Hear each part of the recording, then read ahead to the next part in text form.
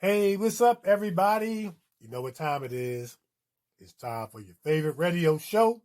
It's the Kevin and Nikee Show on iHeartRadio. Let's go. Yeah, yeah, yeah, yeah, yeah, yeah. Overdose. It's time for the Kevin and Nikee Show. They gon' have it lit up.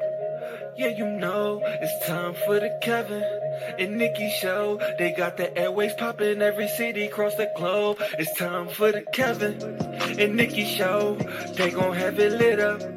Yeah, you know, it's time for the Kevin and Nikee Show. They got the airways popping every city across the globe. You know him as a dope actor, Kevin D. Bitten. 360 twice, Jim, how he keep winning. And you know the baddest actress, Nikee won. She so bad you walking past, she had you speaking for her. If you ain't tuning in, this your reality check. You might miss out on your favorite star celebrity guest. When they celebrate, what you do, you get the bell, yeah. During Kevin's corner, get inspired and encouraged, yeah. Bend them corners while you listen, but don't swerve. Find out what's getting on Nikee nerves. What's bothering Nikee? What's bothering Nick? What's bothering Nikee? What's bothering Nick? Keep on playing. Me and Kevin goons and we gon' get you hit. Yo, check us out on social media. In your mobile phone, we everywhere. You ever stations played out like a ringtone. Follow me like Bino R-E-M-E-Y. Bino Remy. Pop like Simi. And my flow hotter. Thick as semi. Been doing this since I scraped up pennies. But back to the subject, Kevin Nikee.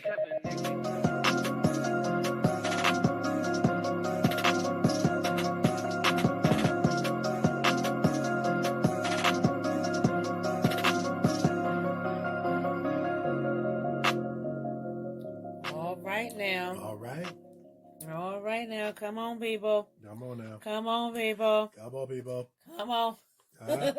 Come on now. Yeah.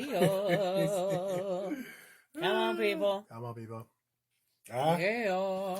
Anyway, we are back. We are back. We are back. Mm-hmm. It feels good to say that every week, man. It does. I look forward to saying that part. It does. It does. It does. Mm-hmm. Because it makes me feel like we're coming back from somewhere. We coming back. We're definitely coming back from somewhere. Even if we're coming back from nowhere. Mm-hmm. We coming back from somewhere, even if we're not coming back from nowhere. It just feels good.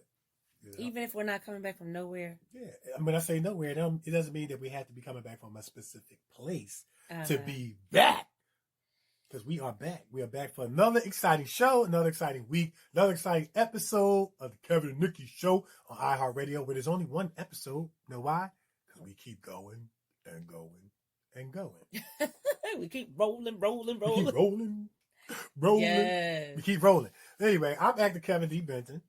And I'm actress Nikee Warren. And we are back. Yeah. All right. So, there's always a lot to talk about.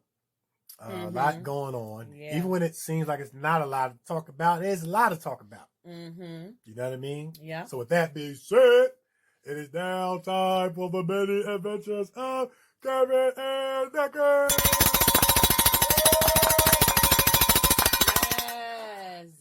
Yes. I hope you guys enjoyed your beautiful weekend. Mm-hmm. It was nice and it was hot on Saturday. The weather's been great lately. Oh my! It was so hot on Saturday.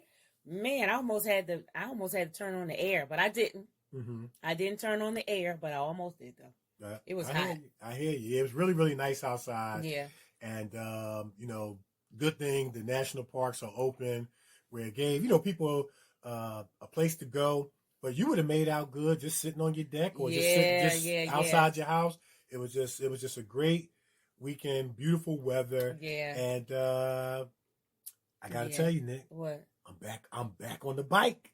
You on the bike? Yeah, I'm back on the bike. Okay. My bike been down for a couple months. Okay. But I said, you know what?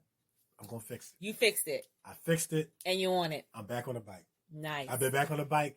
And I like the bike, man, because you can get your cardio in, and it doesn't take as long as jogging. But I like the bike too because when I get on a bike and I'm exercising, I can't get on a stationary bike because I'm not going nowhere. I'm just looking at the same TV screen if it's on. Yeah. You're not in the workout Yeah, place. yeah, I mean, you know, when we had the workout places open. Yeah. You're not going anywhere, and it makes the time like it's going slow. Low. Yeah. I was on this bike for at least a half hour, and only 2 minutes went by. I'm serious, man. I said, I can't do this. So I like the bike because it allows me to see scenery and like I'm going somewhere and I have a finish line in mind as I'm looking at scenery. Yeah. But I'm grateful just to be back on the bike, man, getting my exercise in. While I, continue to get my exercise in. Yeah. But I'm back on the bike. I was kind of back on the bike. I'm back, man. Okay. That was one of my adventures. All right. Other than that, man, like I said, just staying on my line, staying on my grind. I'm always doing something on the computer administratively or in the name of marketing, whether it be our acting or our radio show. Mm-hmm. Just always trying to get better, make it better, be better, and so we can be the best. Yeah.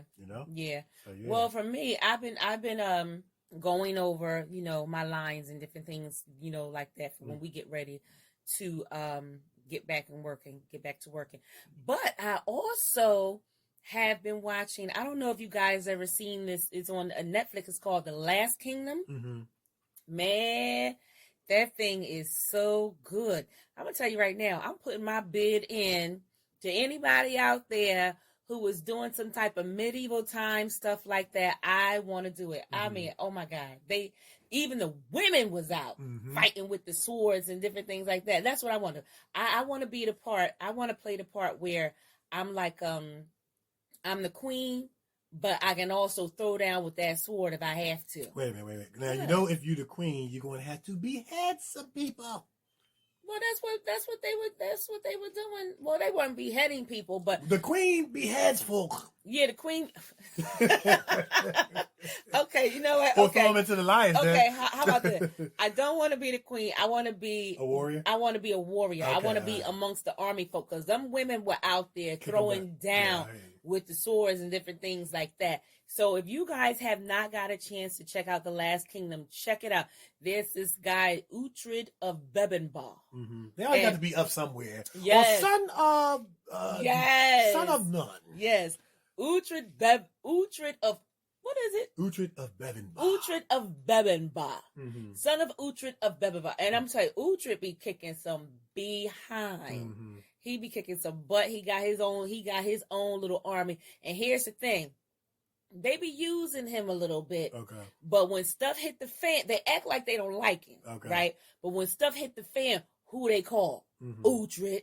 I got Uhtred. Here come Uhtred to save the day. And he actually said it on one of the episodes. He said, y'all act like y'all don't want me around, but then who y'all be calling? Right. So that is a very good series. If you guys on Netflix is season 1, 2, 3, and 4. Mm-hmm. Check it out. I'm in season 4, and I'm gonna tell you right now, I had to jump up and get my little play sword. I made it out of paper.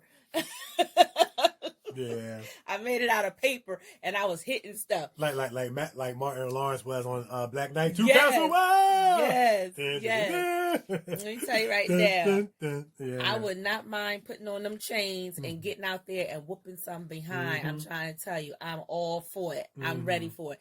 Y'all cast me up in that. I'll do it. Mm-hmm. I'll do it. One thing I like to do, hit people with swords, blow stuff up, and the other thing, I'm not going to say that, but shoot people. In the movies, y'all. In the movies. Right. Okay. Let me just put that disclaimer out there. In the movies. Okay. All right. You got to clean it up. You got to clean it up. Because I don't want y'all to think, what is wrong with Nikee? No. I just like those films. I'm all about action. Right. I like a lot of action. A lot of action. Drama's okay. I could do a drama. That's good. But man, action, that's my thing. Mm-hmm. That's my thing. That's it. That's what I was doing. So I'm in season 4, episode 5. Okay. That's where I'm at. All right. That's what I'm at. And it keeps you. It's good too. It keeps you from beginning to end. Okay. It keeps you. I'm a fan of medieval time movies and talking dragons and fire breathing dragons. I love those kind of movies. Remember Dungeons and Dragons? Dungeons and Dragons. Yeah. Remember, I tell you a good movie, Aragon. Remember Aragon? Yeah, Aragon. Aragon's good. Sapphira. Yeah. Sapphira. Yeah. She would talk, and I love those kind of movies, man. Yeah. would love to be in one. Yes. You know, I just can imagine what the set looks like. You know, those realistic medieval time period pieces. And so, yeah, I'm a big fan of medieval I'm sci-fi. a huge fan of Game of Thrones. Game of Thrones. Man, if you ain't seen Thrones, something is wrong with you. Right. I'm sorry. Something is wrong with you. Thrones. Yes, you got to check out Game of Thrones. You know, while we're home and we're in quarantine, check out Game of Thrones. The Game of Thrones is very good, too. If you like them dragons and different things like that, yeah, check that out. All right. So. All right. Yeah, good stuff. So, yeah, man, we just really anticipating just getting back to work, trying to get back to normalcy, trying to get back on set. Of course, we know and anticipate changes are coming, as we talked about last week on the show. But nonetheless, there is an eager anticipation to get back to work, man, to get back on set. We've gotten some updates on one of the horror/sci-fi movies that we're going to be filming. And the wardrobe, the costumes are coming along very, very fine. And they are going to be straight Hollywood when it's all said and done. And we're looking forward to that. Yeah. I'm looking forward to that because I seen another mask. I'm like, wow. Man, listen. Man. Yeah, it's going to be unique. It's definitely going to be really, really unique. Man.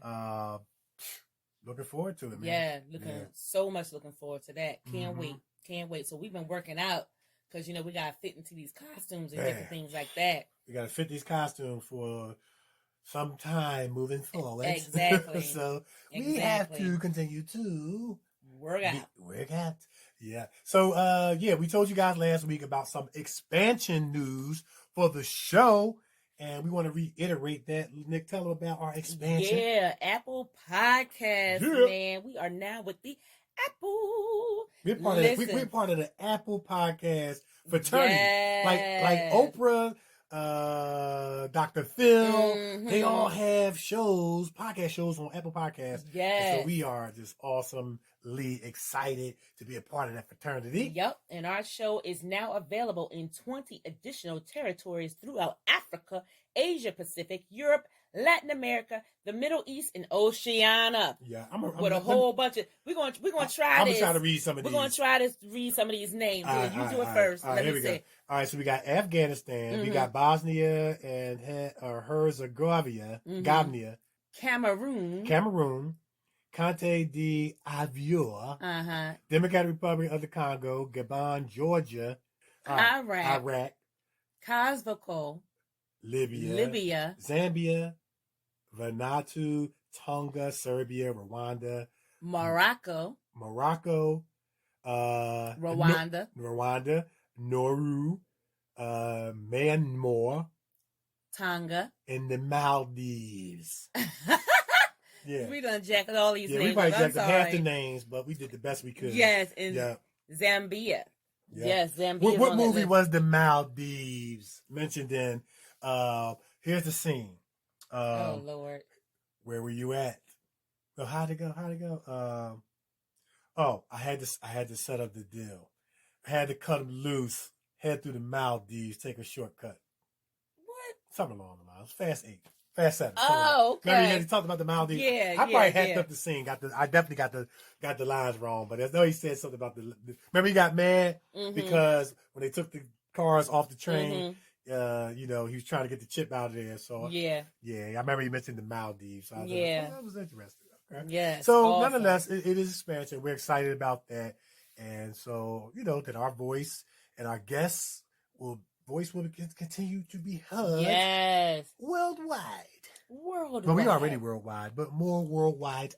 Yeah, because every time we say we're everywhere, we keep finding more places to go. Go figure. Go figure. Yes, we keep finding more places to go. We kind of in our medieval bag. Yes, right yes. Go Listen, figure. I'm trying to tell you, I would love to do something like that. Yeah. Because they actually showed, like, I'm gonna be high. I am a huge fan of commentary. I like to see how things are made, and they showed some of that behind the scenes footage of the battle scenes. Okay. And man, if it didn't sound like a bunch of firecrackers, that's what it sounded like. They kept lighting a bunch of firecrackers while they were just acting like they were hitting people with these swords. I'm like, wow, that's how they do it. Right. And it wasn't a lot of them. It was just a good handful of them, just constantly clacking around on these horses and looking like they were hitting people, and you got the firecrackers behind, something like that. Right. And I just found that amazing. Yeah. So I would love to be on a set like that, and just get my chance to, be at war and all that kind of stuff. I love it. I would love it. All right. So I think that's it. That's it. That's all we got for our adventures. I'm sure it's something I'm missing. I kind of feel like I'm missing something. But we'll if pick not, it up. we'll pick it up next week. We'll pick it up next week. All right. So you want to tell them where they can find us? Go ahead. All right. So, hey, gang, we just want to continue to let you know where you can find us. Check out some of our work. You can start out on YouTube. Go to actor Kevin D. Benton, actress Nikee Warren, man. We got short films, feature films. We got monologues. We got stuff up there that you really, really enjoy watching, that you can actually binge watch, especially during the time you're stuck in the house. And check out the multi-award winning The News. Yep, starring your girl right here, actress Nikee Warren. And check out Honor, multi-award winning short film, and starring myself and Logan Jenkins. Also, The News is also starring Jessica J. Manuel, and myself is in that one as well. And I think you really, really will enjoy it. Also, go to our IMDb pages. Just Google Kevin D. Benton, Google Nikee Warren. Check out some of our work. Check out our body of work. We try to do the best we can to stay on the grind. And we enjoying the journey as we grind. While you're on Amazon Prime, I didn't mean for that to rhyme, but it did. Check out Single and Anxious. They got season 1, 2, and 3. A lot of lies, lust, and love going on. I'm in season 3, episodes 2, 5, and 10. I play Ronald, just trying to be a good dad, and got my own problems going on, but I'm shielding my daughter, and we get into some very, I want to say emotional conversations that I would say move the crowd, but it's a good TV series that you might want to check out. And while you're also on Amazon Prime, check out Revelation Blues, a good cop story.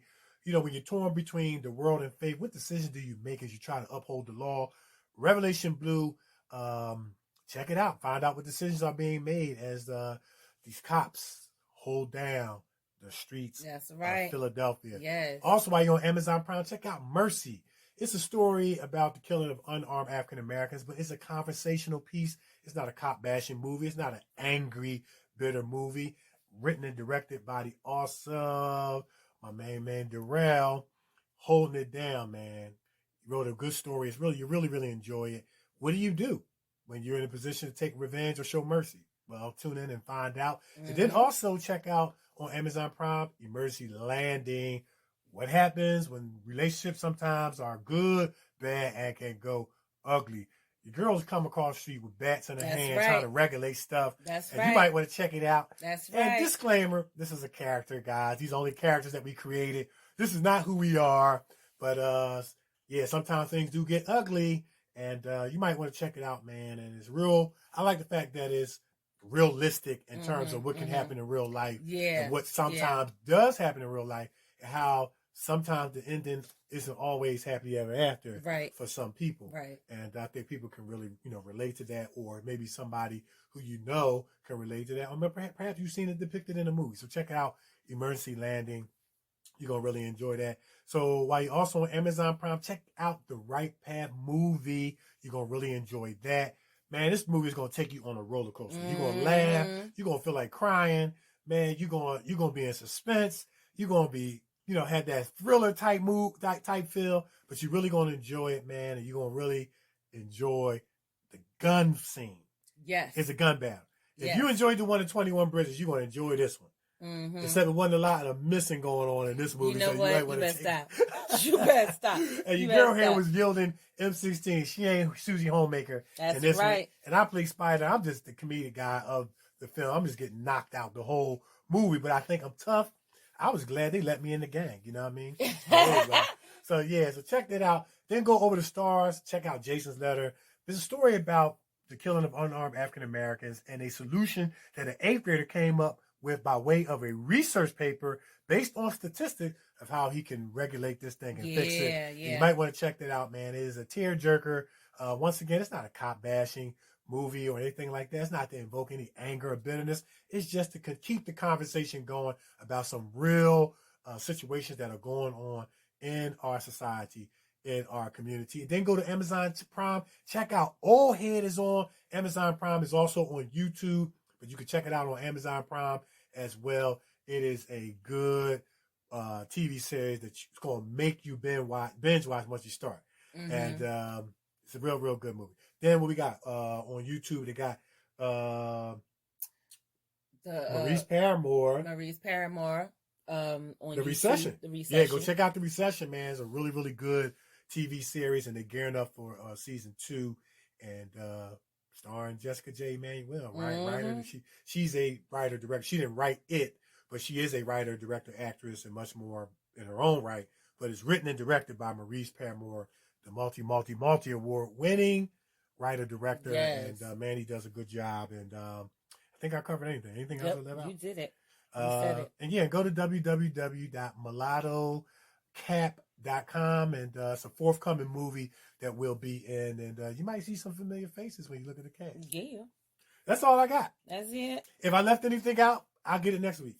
Yep. Yeah. But I don't think I left nothing out. No, you didn't leave anything out. Okay. You didn't leave anything out. You hit it right on the head. That's why you do it. All right. But next week will be your turn. Yeah. All right. So, we're going to take a break? We're going to take a break, but before we do, listen. Our special guest is a super talent indeed. He is a multi-award winning SAG-AFTRA 5-Core actor, writer, director, casting agent. He does editing. He's an author.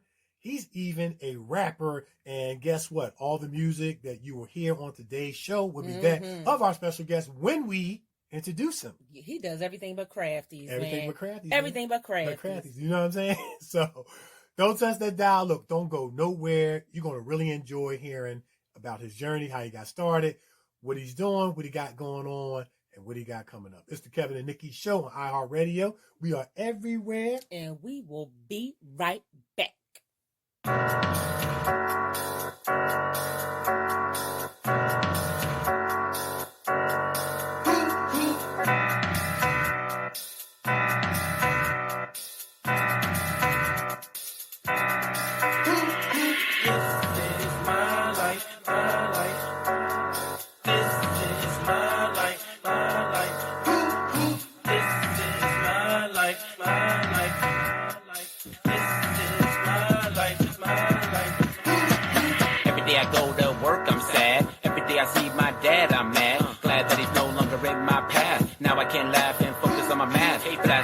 But I got no gas. Cash is low, so I'm eating hash. Dash on the scene when I get in the cab. Jet to the pad with no motor pad. Cop shows up with a stick and a badge. Beat my ass so bad, it was bad. Now I'm in the precinct, free me like Lincoln. Got picked up in a Lincoln Continental, but it was a rental rented by a psycho psych. It was my man Michael. Know what that spells? PROBATION.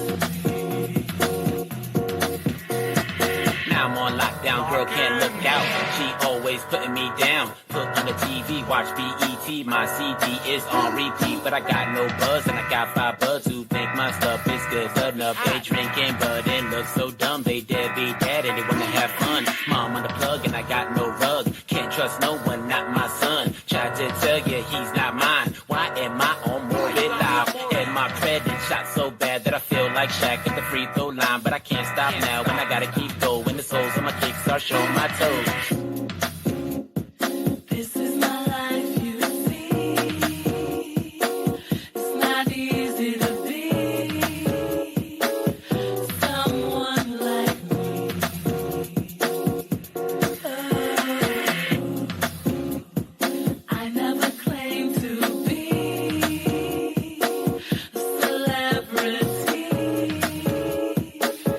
Maybe that's just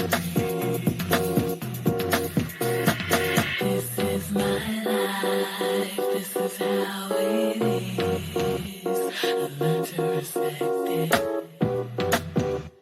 And sometimes at night I cry. Play b-ball cause I thought it was cool. Prove to the dudes that I was a dude. Knew if they had a clue, it's news. Choose to be smooth, I made my rules. Tried to live on the straight and narrow. Cops wanna see us lynch like marrow. Life's so hard trying to be a jock. Lock and key, I'm a beautiful queen. Look so sweet in my Levi jeans. I could be anything, look at me. 15 years old, mom is a dope fiend. Dream team was my dream as a teen. Now I seem to fit in the seams. Miss Dean was my arch enemy. But I'm back, never fell in the crack. And this fat track is off the meat rack. This is my life, you see. It's not easy to be someone like me. Oh, I never claimed to be a celebrity. Maybe that's just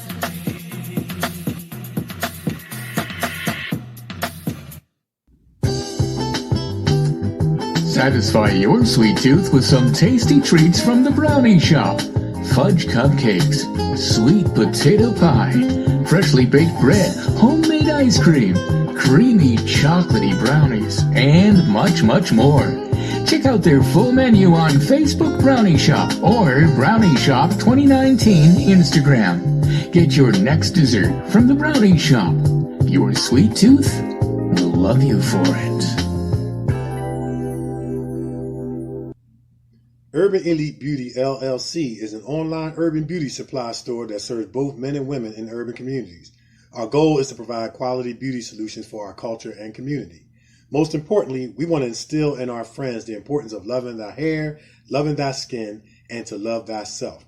Check us out on social media, on Facebook at Urban Elite Beauty, on Twitter at dbenton71, on Instagram at urban_elite_beauty, and for more information, go to our website at www.urbanelitebeauty.com or email founder and CEO David Benton at dbenton@urbanelitebeauty.com or call 609-217-5292.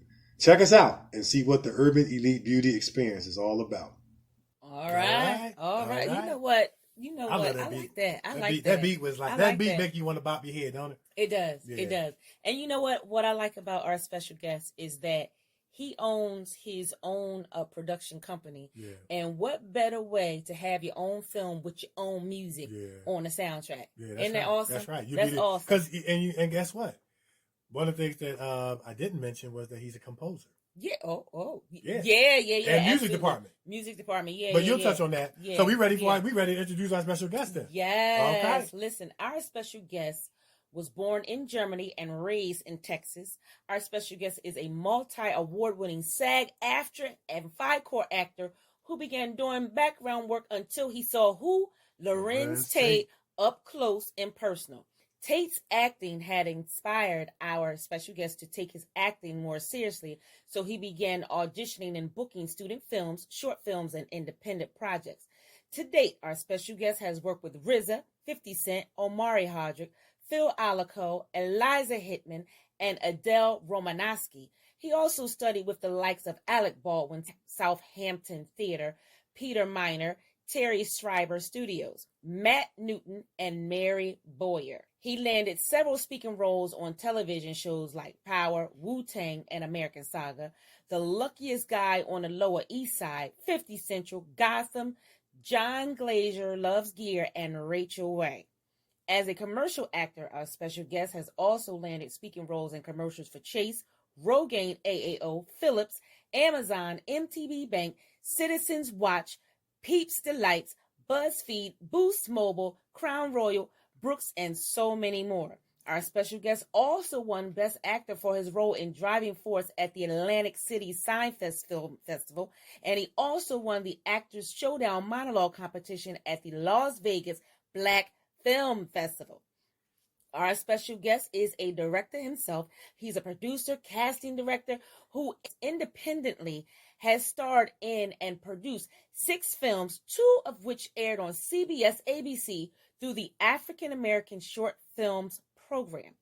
4 of his films were also picked up for distribution by Angerman Distribution under our special guest, newly launched film company called Luby Jube Productions. Our special guest is also a writer, author, who also wrote and published a book called Act Like You Love Yourself. I like that. Act Like You Love Yourself. And is the proud recipient of the Sandra Shore Award for his writing endeavors. Our special guest is also a podcast radio show host with the art shrine called Chocolate and Cheese that you can catch on Spotify. He is also a composer, editor, music department. He's a rapper and bus driver, and he's an athlete and so much more. We're going to get into that, but who are we talking about? None other than Mr. Lester Greene. Woo! Yes. All right. Yes. All right. So we have our special guest on the line, and we know that our listeners can't wait just as well as we can't wait to talk to him and find out about his awesome journey. Super talented. Just kind of got everything on his resume. You know what I mean? he got an awesome resume. He got awesome resume. Yeah, he has an and, awesome resume. And you know what? Before we jump into it, we're gonna have to draft him into the All Grinders Club. I mean, over 109 IMDb credits in 10 years. In 10 years, that's the All Grinders Club. Like we in that club too. Yeah. You know, it is a lot more of our guests, but we're gonna have to draft. We got to put them on the Grinders wall. Grinders Wall of Fame. But anyway, we have our special guest on the line, Mr. Lester Greene himself. How you doing? Hey, how you doing? Thanks for having me. Yeah. Man, you're more than welcome. We're so honored to have you. Thank you so much for taking time out of your busy schedule. I know we all on lockdown, kind of stuck in the house due to the coronavirus, but we know as writers, actors, directors, and much more, that's something that we all can still be doing inside the house from a marketing, administrative, from a craft standpoint. Yes. So therefore, we know you're probably busy. So thank you for coming on the show. Absolutely. Thank you. The pleasure's all mine. Let's do it. Okay. Well, you know what? Let's just jump right on in. We're gonna jump right on in. All right. Well, you always start with the. I'll start. You always start with the the traditional question. I'll start. So you just have everything going on. You have your own production company and all that kind of stuff. But I want to go back to the beginning a little bit. We got to go back to the beginning a little bit. Tell our listeners a little bit about how you got started acting. Okay. So I started out as an MC. I was a rapper. Okay. And I did that for a little bit, put out a few albums. And then I felt like I peaked. Sometimes when you do something, you just feel like it's not fulfilling you anymore. Right. So I said, I need to make a detour. I got to sort of pivot. I think it's very important to know when it's over and when it's time to go in a different direction. So I was able to recognize that. And then I started doing some background work. And I would say after my second background job, I said, nope. I need to be in front of the camera. I need to be talking. I need to be speaking. My voice needs to be heard. There you go. And so I just and then I just started booking short films and feature films, TV shows, commercials, and it just started snowballing after that. Nice. Awesome, man. That's awesome. That's awesome. Absolutely. Yeah, that's awesome, man. Now, I mean, you got your work ethic. You talk a lot about you being a bus driver. You got your work ethic from becoming a bus driver, and the next thing you know, you're in movies and commercials driving a bus. You know what I'm saying? How ironic is that? Right. So talk about you know what? It makes me think about there's nothing wasted in our lives. Yeah. We can use it everywhere. Yes. You know what I'm saying? But I want you to talk a little bit about your experience driving a bus. What disciplines, what work ethic did you get from driving a bus that you translated into acting, your writing, your producing? Because evidently you work hard. Because 109 IMDb credits in 10 years. You doing something. You on the Grinders Wall of Fame, That's man. right. Wait, hold on. You guys are doing it big too. I see you got over 100 credits. You got over some credits. You guys are killing it. And when I saw that, because I look at that stuff, I said, wow, I don't feel like I'm alone anymore. You know what I mean? That's right, man. Yes. Yeah, and I respect what you guys are doing. I love seeing people who work hard and then they reap those benefits. So kudos to you guys. Right. Awesome. Thank you, man. Thank you. Thank you so much. Yeah. So in terms of being a bus driver, I would say that really helped me in developing my work ethic because you got to be disciplined. Yeah. Right? Yeah. One, you got to be disciplined. You got to have a lot of patience. Yeah. When you're driving out there in New York City, mind you, you have to be aware of every little detail. You got to stay sharp and alert. Mm-hmm. And so with acting or producing or doing anything in that realm, you got to be focused. Yeah. And I've learned to just sort of focus my energy on a specific item, whether it be acting, producing, writing, you name it. Nice, Awesome. nice. Awesome. Now, when the passengers started to recognize you, did they bum rush the bus and say, "That my bus driver's a star. He's a star." Did they bum rush you for the autograph? How did that go?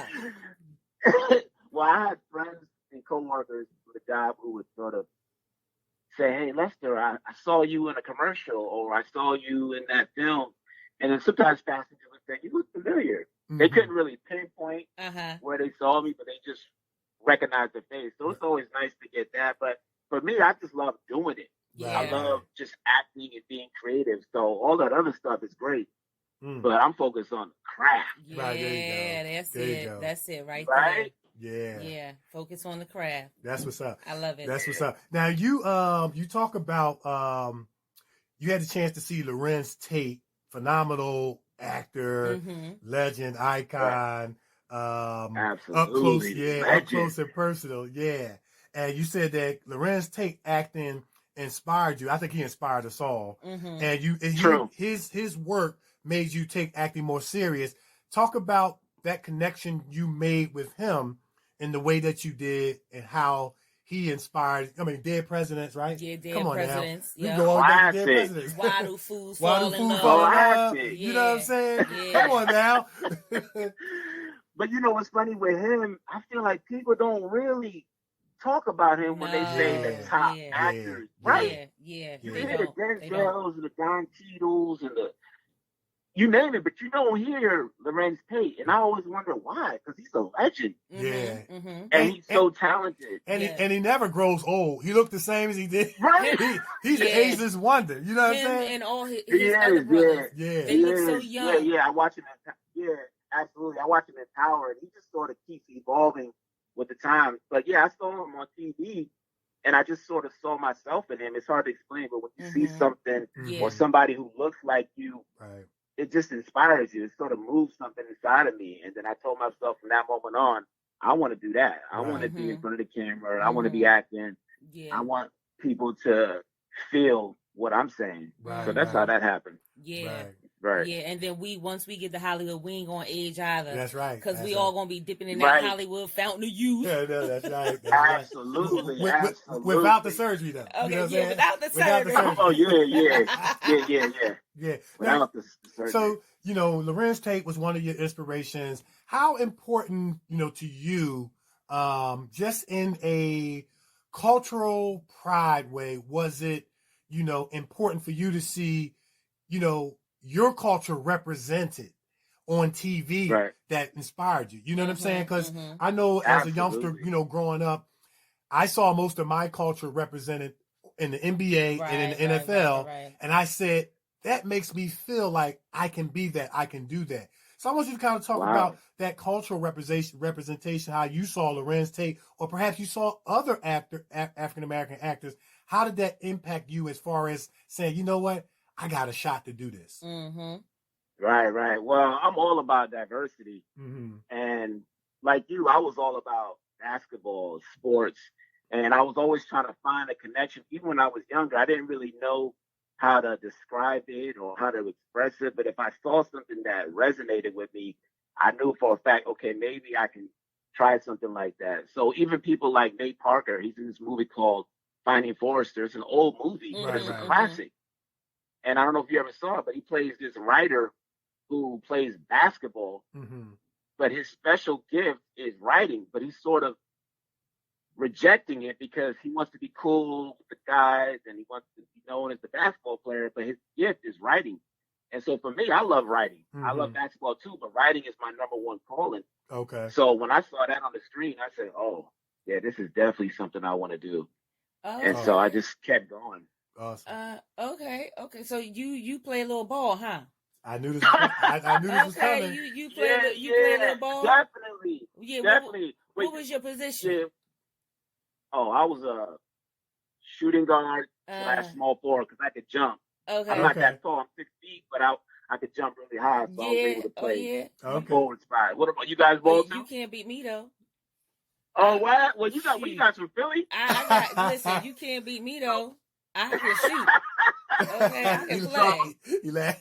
Oh yeah. Oh, we gonna have to set that up. Okay. You can't beat Kevin either. You know she's talking all this while you all way in ATL. That's why she's saying all this. Right. It's easy to talk all this stuff. No. When I sees you, you it's guys on. From Philly, right? It's on. Yeah. But, so I know you guys can ball. Yeah, that's right. Yeah. Say it louder. Say it again. Yeah, I'm not gonna lie, because you know what? The first thing I think about when I think about Philly basketball is Will Smith, Fresh Prince of Bel-Air. Yeah, no doubt. I'm pretty sure that you guys can ball. Yes, thank you. And Will Smith can ball too. Yeah, they say he was on the set. He can ball. Yeah, Will Smith can ball. Okay. He was on the set. No, I know that. Yeah, he was on. I think it was down in Atlanta. When they was filming Bad Boys 3, he was playing some of the cast, some of the kids one-on-one, and taking them to school. Yeah, but we ain't talking about him. Oh, I didn't see that. Yeah, it was a video. Yeah, but we ain't talking about him. We're talking about me. Yeah. That was a beautiful moment though, seeing Snipes and Martin Lawrence and all those guys together. Yeah. That was beautiful. Yeah. Right? Yeah, that was beautiful. Yeah. Yeah, it was Wesley Snipes, Eddie Murphy, Will Smith.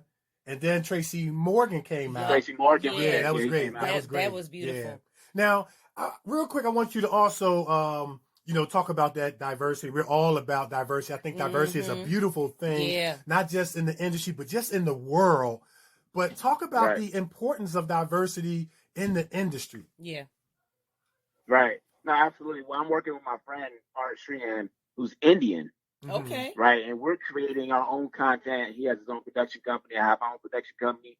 And we're sort of merging our companies together so that we can create content for diverse people. Right. Right. And I think we need more of that. It's starting to change. I'm starting to see things develop, but we're trying to push that envelope. We're trying to push that narrative. So that's what it's all about. I'm all about, like, what we're doing right now. All great. I love getting together absolutely with you guys and creating good content. Nice. And speaking of your production company is called Luby Jube Productions. Tell us how you got that name, because I was pricky. I was making fun of that name now. I was like, Luby Jube. Tell us how you got it. We got to ask him about this. Well, you know what's funny about that? A lot of people ask me that. They ask me that very same question. And I got to admit, it came from a place of weakness because I didn't have the best relationship with my father. Okay. And the nickname that he gave me was Luby Jube. And he sort of doubted that I would ever amount to anything in terms of acting or being a producer. So I told myself, let me use that as motivation to show him that, no, I'm going to be somebody. I'm going to change the game. And that's what I'm doing. Every time I see that name, I just know, okay, I'm on the right page. I'm on the... Yes, he got to get it. Get the bell for that. Yes. You know what? That was very, very powerful. Yeah. And turn it around. Yeah, because, I mean, you were able to take a negative and turn it into a positive. And it goes to show us that the negative things that are happening, and we're not minimizing trauma or, unforeseen circumstances that was out of people's control that they went through when they were, being injured or harmed by someone in any kind of way. But you were able to look at that circumstance and say, hey, I'm not going to allow that to be my sentence. Yeah. And I'm going to take that and I'm going to turn it around, turn it into something positive, and you inspiring the world. I love it. So a beast was created out of this thing. You get the bell again. love it. And the clapper. And the clapper. I love it. I love it. I love it, man. Because you took you out of your production company, you had 4 films, 2 of which aired on CBS, ABC. Talk a little bit about those films right there, and then talk a little bit about the other films that got picked up by Angerman Distribution. Let's talk about that. Oh, right, totally. So I used to work with a filmmaker in New York City named Antoine Allen, and I got together with him and Emily Stewart, who's a producer in New York City, and we just sort of worked on short films together. And they tied their connections to my connections, and were able to get it screened on live television. And it was a great moment for us. I was so proud of it. Nice. And then after that, I moved from New York to Atlanta, and just networking with people, I came across a guy named Peter Angle, and he has this distribution company. He saw some of my content. He thought that it would be a great place for it. He thought my films would work great on his platform, and so we signed a deal. We just made it happen. So that's great. Kudos to Angerman Distribution. Yeah, that's awesome. Nice. CBS, ABC through the African American Short Films Program. Nice. 4 of your films were picked up for distribution, Angerman Distribution, under your newly launched company. Luby Jube Productions. I like it, man. And I think we should point out that he was born in Germany making his way downtown to Texas. People passing them on by. I love that song. Okay. What about that? Hey, listen, Vanessa Carlton makes that piano talk, don't she? I love it. I love it, man. Yeah, I remember the video. What is he playing in the street or something? Or I think remember so. The visual. Yeah. Awesome, yeah, man. something like that. I know the song though. Yeah. Listen, she could play that piano blindfolded with one hand tied behind the back, because she was making that piano talk, man. I'm serious. Yeah, very absolutely. Yeah, I can do that. Here comes another challenge. See, I hope you see that Nikee's very competitive, because the next thing, when we get to talk about your rap career, she's going to want to challenge you to rap. Because wait a minute now. Wait, we ain't get to that yet. Okay. Because her rap name is what? MC Skillet. MC Skillet. Yes. Yeah. Oh, really? Yeah. That's it. Right there. Let's finish our talk about the acting. We might get to a rapping pass or something like that. But anyway, wow. So you, like I said, you have a very, very decorated resume, man. You have had the opportunity to work with some of the best in the business. You were on 50 Central. You worked with RZA. Omari Hardwick, Phil Alako, Eliza Hittman, Adele Romanowski, and many, many more. Talk about what it was like working with them. Well, I just feel like when you work with those people, RZA or 50 Cent, it's just another level of excellence. Right. Yeah. And so you know that you can't come to that table not being professional. That's right. So it sort of trained me and prepared me for my own production. So when I start to do my own stuff, which I am, I know exactly how to approach it. I know exactly what I need to do. So it definitely prepared me for my own stuff. And I think it's so important to get the best of both worlds. Right. Yeah. Absolutely. Wow. That's powerful, man. Wow. Because, like you take 50 Cent, for example, who has a rap persona, but he's a businessman. Oh, yeah. And he's a very, very professional businessman. And when you get the chance to connect or approach, an icon like 50 Cent, you can't be coming up like, yo, 50, because it's not on that level. Can't. That's right. It's That's Mr. right. Jackson at Right. that. It's Mr. Jackson. Yeah. Hi, how are you, sir? My name is actor Kevin D. Benton. That's how it go down. Yeah. And no, absolutely. And we have to point out, don't owe him any money. Right, that's Okay, true. please Oh, yeah, for real. He will blast you on Instagram. He sure will. He will. Please don't owe this Don't owe man no money. money. Okay. When I worked on 50 Central with him, I got a chance to act with some of the other actors, and I had some lines. And after my performance, he came up to me, shook my hand, and he said, "Great job. Very talented. Keep up the great work." It meant a lot to me. Yeah. It might not have meant much to him, but for me, it was everything, because you need that it just helps reinforce what you're doing when you get that stamp of approval. Mm-hmm. Yeah, and I seen 50 Central too. Yeah. Yeah, I seen I seen a few episodes. Is that coming back? Like, what happened with that? Yeah, good question. I don't know. It came and then it seemed to sort of stop. So I'm not sure. Okay. I'm not sure. Yeah. It was but I was also in Power, and I got a chance to work with Amari Hardwick and 50 Cent. Mm-hmm. And Amari Hardwick came up to me and told me I did a great job. I was in a couple of scenes, had some lines, and it was just a great environment. Right. And it's not even about him giving me another opportunity. It's about just being in that moment and appreciating it. Yeah. And then I'm sure that the cherry on top was, you know, almost kind of like being, you want to say, singled out. Like you stood out so much to them, so much so that they were able to give you a compliment. And I'm sure that had to be very, very encouraging, inspirational, motivational for people of their stature to look at you and say, you know, and give you that compliment, man. And I know that's something that you'll hold dear, you know, probably for the rest of your life. You know what I'm saying? Yeah. Absolutely. I got a quick story for you. I was in the table read for the Wu-Tang Clan American Saga TV show. Yeah. You know about that, right? Yeah. No doubt. Love me some Wu-Tang. So, wait, before you tell the story, name all of the Wu-Tang Clan members. I'm putting you on the spot here. I know. I think there are 9. That's all I know. You weren't supposed to say that too loud, but anyway, that's all right. Go ahead, man. I'm pretty sure there's 9. Aren't there 9 though? I think it's quite a bit of them. It's quite. All right, let me see if I can do it. There's RZA. You do it. Okay, there's RZA, there's GZA, Method Man, Raekwon the Chef, You got ODB, rest in peace, Ghostface Killer. I know those are the main 7. Okay. Oh, it was another one. He's an actor. What about Capadonna?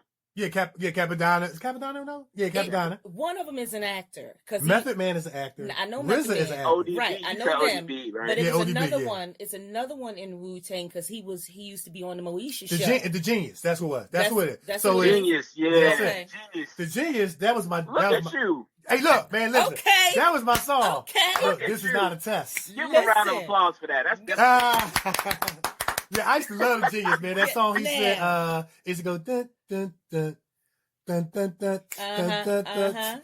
I used to love that. Right. So we got RZA, we got GZA, we got You Got, Ghostface Killer, Method Man, Capadonna, The Genius, and ODB, rest in peace, and Raekwon the Chef. There you go. You know what? He gotta get it. Yes. All right, go ahead and tell your story, man. Tell your story. I love their music though. So I was on the table read for the TV show, and RZA was sitting right next to me, and I kid you not, he looked over, and he said, "Hey, Clocker, this is your seat," and that's my character's name. And I saw that on your IMDb. Yeah, I couldn't believe that he knew my character's name though. He actually called me by my character's name. It wasn't like he said, "Hey, you sit over there." Wow. And I saw that and I almost passed out. I couldn't believe it. Nice. It was an honor. Yeah. The little things, right? It's a little thing. Yeah, absolutely, man. That's big. A good actor too. Yeah. RZA, he's a Method Man. Yeah, they're all really good actors. Now I was in I was in a scene with Method Man for up and coming spinoff. I can't say the name because you know the NDAs and all that stuff. Right. Spinoff of Power. And I was in the scene with Method Man. He was so down to earth, man. I played one of the jurors, and I was one of the featured jurors. And he came over there and shook everybody's hand one by one. He was so down to earth. We was back in craft. He's busting it up. I was like, "Yo, is the Wu get back together or what?" He said, "I don't think so, but I ain't gonna be there." I said, "Well, it ain't gonna be the same without you." You know what I mean? Yeah. But he was so down to earth and personable that and he tall too. He about 6'4", 6'5" too. Yeah, he is. He's tall. I do that. Yeah, he's pretty tall, but he was so down to earth, man. He did a fantastic job, and I think that on his up and coming spinoff of Power, people are really going to enjoy his character because he's making. I love to see when like rappers or basketball players or wrestlers make that transition to acting. I love it too. And you come off as like you're not a basketball player trying to act or a rapper trying to act. Or a wrestler trying to act, you're actually acting and doing a great job. So, Absolutely. I love it. That's right. I Well, love let it. me ask you Talk guys about a it. question. That's it. But and the reason why I say that because I hate when people say, rapper turned actor. You never hear nobody say Walmart actor turned gas station worker. Right. You never hear that. Yeah, I hate Oh that. man, Walmart Yeah. worker turned Target worker. I mean, come on, give it a chance. You know my nerves, yo. Right. I want to ask you guys though, Uh-huh. what was it like working on the set of Creed? I saw that you guys worked on Creed Man. and 21 Bridges. How does that work? What's it like? Well, let's start with Creed 2. Let's start with Creed. First of all, Creed Nikee 2, yeah. was sitting right next to Tessa Thompson. She was kind of Tessa Thompson's wow. girlfriend entourage. Yeah, I was man. 2 rows back and Two maybe rows 3 back. seats over, and we had so much fun. Yeah. Tessa was so cool. Oh, she was she taking was. selfies, Taking selfies with and us in the carrying crowd, on. and we were making fun of Right. the guy that couldn't hit the bell on time. What's his name? Bill. Oh, Bill. really? Oh, my couldn't- goodness. Yeah, because like when the fight started, you got to hit the bell. He kept hitting Right. the bell late. Yeah. And we was just making fun of, but it was Lord, so fantastic. that So man. fantastic. How do they treat you guys in Oh. terms of food and everything? Because sometimes you get on these sets and they treat you like a number, so I wasn't sure. Yeah. Oh, the food was You know what I good. mean? We Because got so the many best food. people. Yeah, we We got got the the best we got the food, best food. We was in the back hanging out with Wood Harris, Yes. Stitch. We was hanging out with Oh, all nice. of them. Oh, we sure were. Back in Another Crafties. legend. Yeah. Yeah. It was a great experience. And then 21 Bridges. Tell me about 21 Bridges. 21 Bridges. I mean, that right there, that was like no other. It's funny because with 21 Bridges, when I first got cast for that, I got cast Right. to be a police officer. Mhm. And you've seen it, right?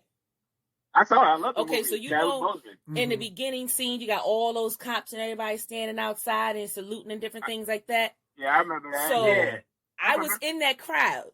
I Mhm. was there, right? In that crowd. And then I had Yeah. to leave to get over to Atlanta. Mhm. Then when I came back, Okay. I got the call again. Hey, we need you again, but this time we need you to be the crime scene person. And when I tell you where they had me, oh my, I would Yeah. never forget it. She was I would once never forget once it. the police fight was over and Chadwick went to Right. surveyed inside the Mhm. building. Nikee was right. Yeah, I remember that. I Yeah, remember she the was beginning right. scene, yeah. She was right behind J.K. Simmons when the 2 guys were sitting on the floor. I'm and right there. She right there. She was right You like can see me. yeah. I'm and, right. So I'm in the room. Wow. Yeah, and she was J.K. laying down the Simmons, bullets and legend. all that stuff, Listen. man. And tell her about Chadwick. He kept Oh, putting my his God. gloves in That's the wrong awesome. pocket. To be in the room, right? Yeah. Because of that one scene, we had to do it so many times. So to be in the room, Chadwick was supposed to have his gloves in the outside of his pocket. What he kept Okay. doing was every time he take his gloves off, when we go back to the one, he kept putting the gloves on the inside. Right. And so every time he get to do his scene, he looking for the gloves. He's like, where my gloves? Looking for the Where goal. my Where they at? And the lady was like, they're on the inside of your jacket. So, but he kept doing it. Yeah, Now, yeah. I don't think he was meaning to do it because he kept getting an attitude because he was putting the gloves in the wrong pocket. Yeah, And, yeah. He's so you in the know, character. Yeah. And because this is a family show, I can't say what he actually Yeah. said. But Wow. just to watch this dude just mess up all those times with those gloves, I said, man, he's just like the rest of us. But you know what? He's human. Yeah, He's yeah. human. He's human like the rest of us. It was encouraging from the standpoint because I like the scene that I was in. I played. I was one of the featured police officers when he walks onto the crime scene and surveys the dead body. I'm standing. There's a dead police officer covered in a blue tarp right by one of the cop car cruisers, and I'm standing right behind the body. Chadwick and Keith Davis walk on scene. They're surveying, blah, blah, blah, blah, blah. And when we were filming that scene, first of all, he was really down to earth. He was throwing up Wakanda signs, and Chadwick? yeah, just playing around and stuff like that. But I told him, I said, man, I want you to know you my idol. And he put his hand on my shoulder and said, oh man, don't say that. But they were really, really down to earth. But when it was when it was all business, they were all business. Yeah. Now the thing about it, I was standing like 6 feet from about maybe 5 to 6 feet from where they were when they were on that street, standing in a circle before he tells them the plan that they're going to shut down the bridges. Mm-hmm. And I remember that. I remember that scene. And so he had to do it a couple times, and things like that. And so some of the police officers were behind him. They were kind of chatting, and he walked over there and he said, "Excuse me," and I can't say what he said because it's a family show, and I'm trying to get my lines right. But he did come back and apologize. But we understood because he's a consummate professional and things like that. You know what I mean? Very consummate professional. That's amazing. Yeah, and the thing I want to point out is that when you get on the set, and you're working with them, everyone say, "Don't talk to the actor. Don't do this. Don't do that." Right. They come talk to us. They come talk to you.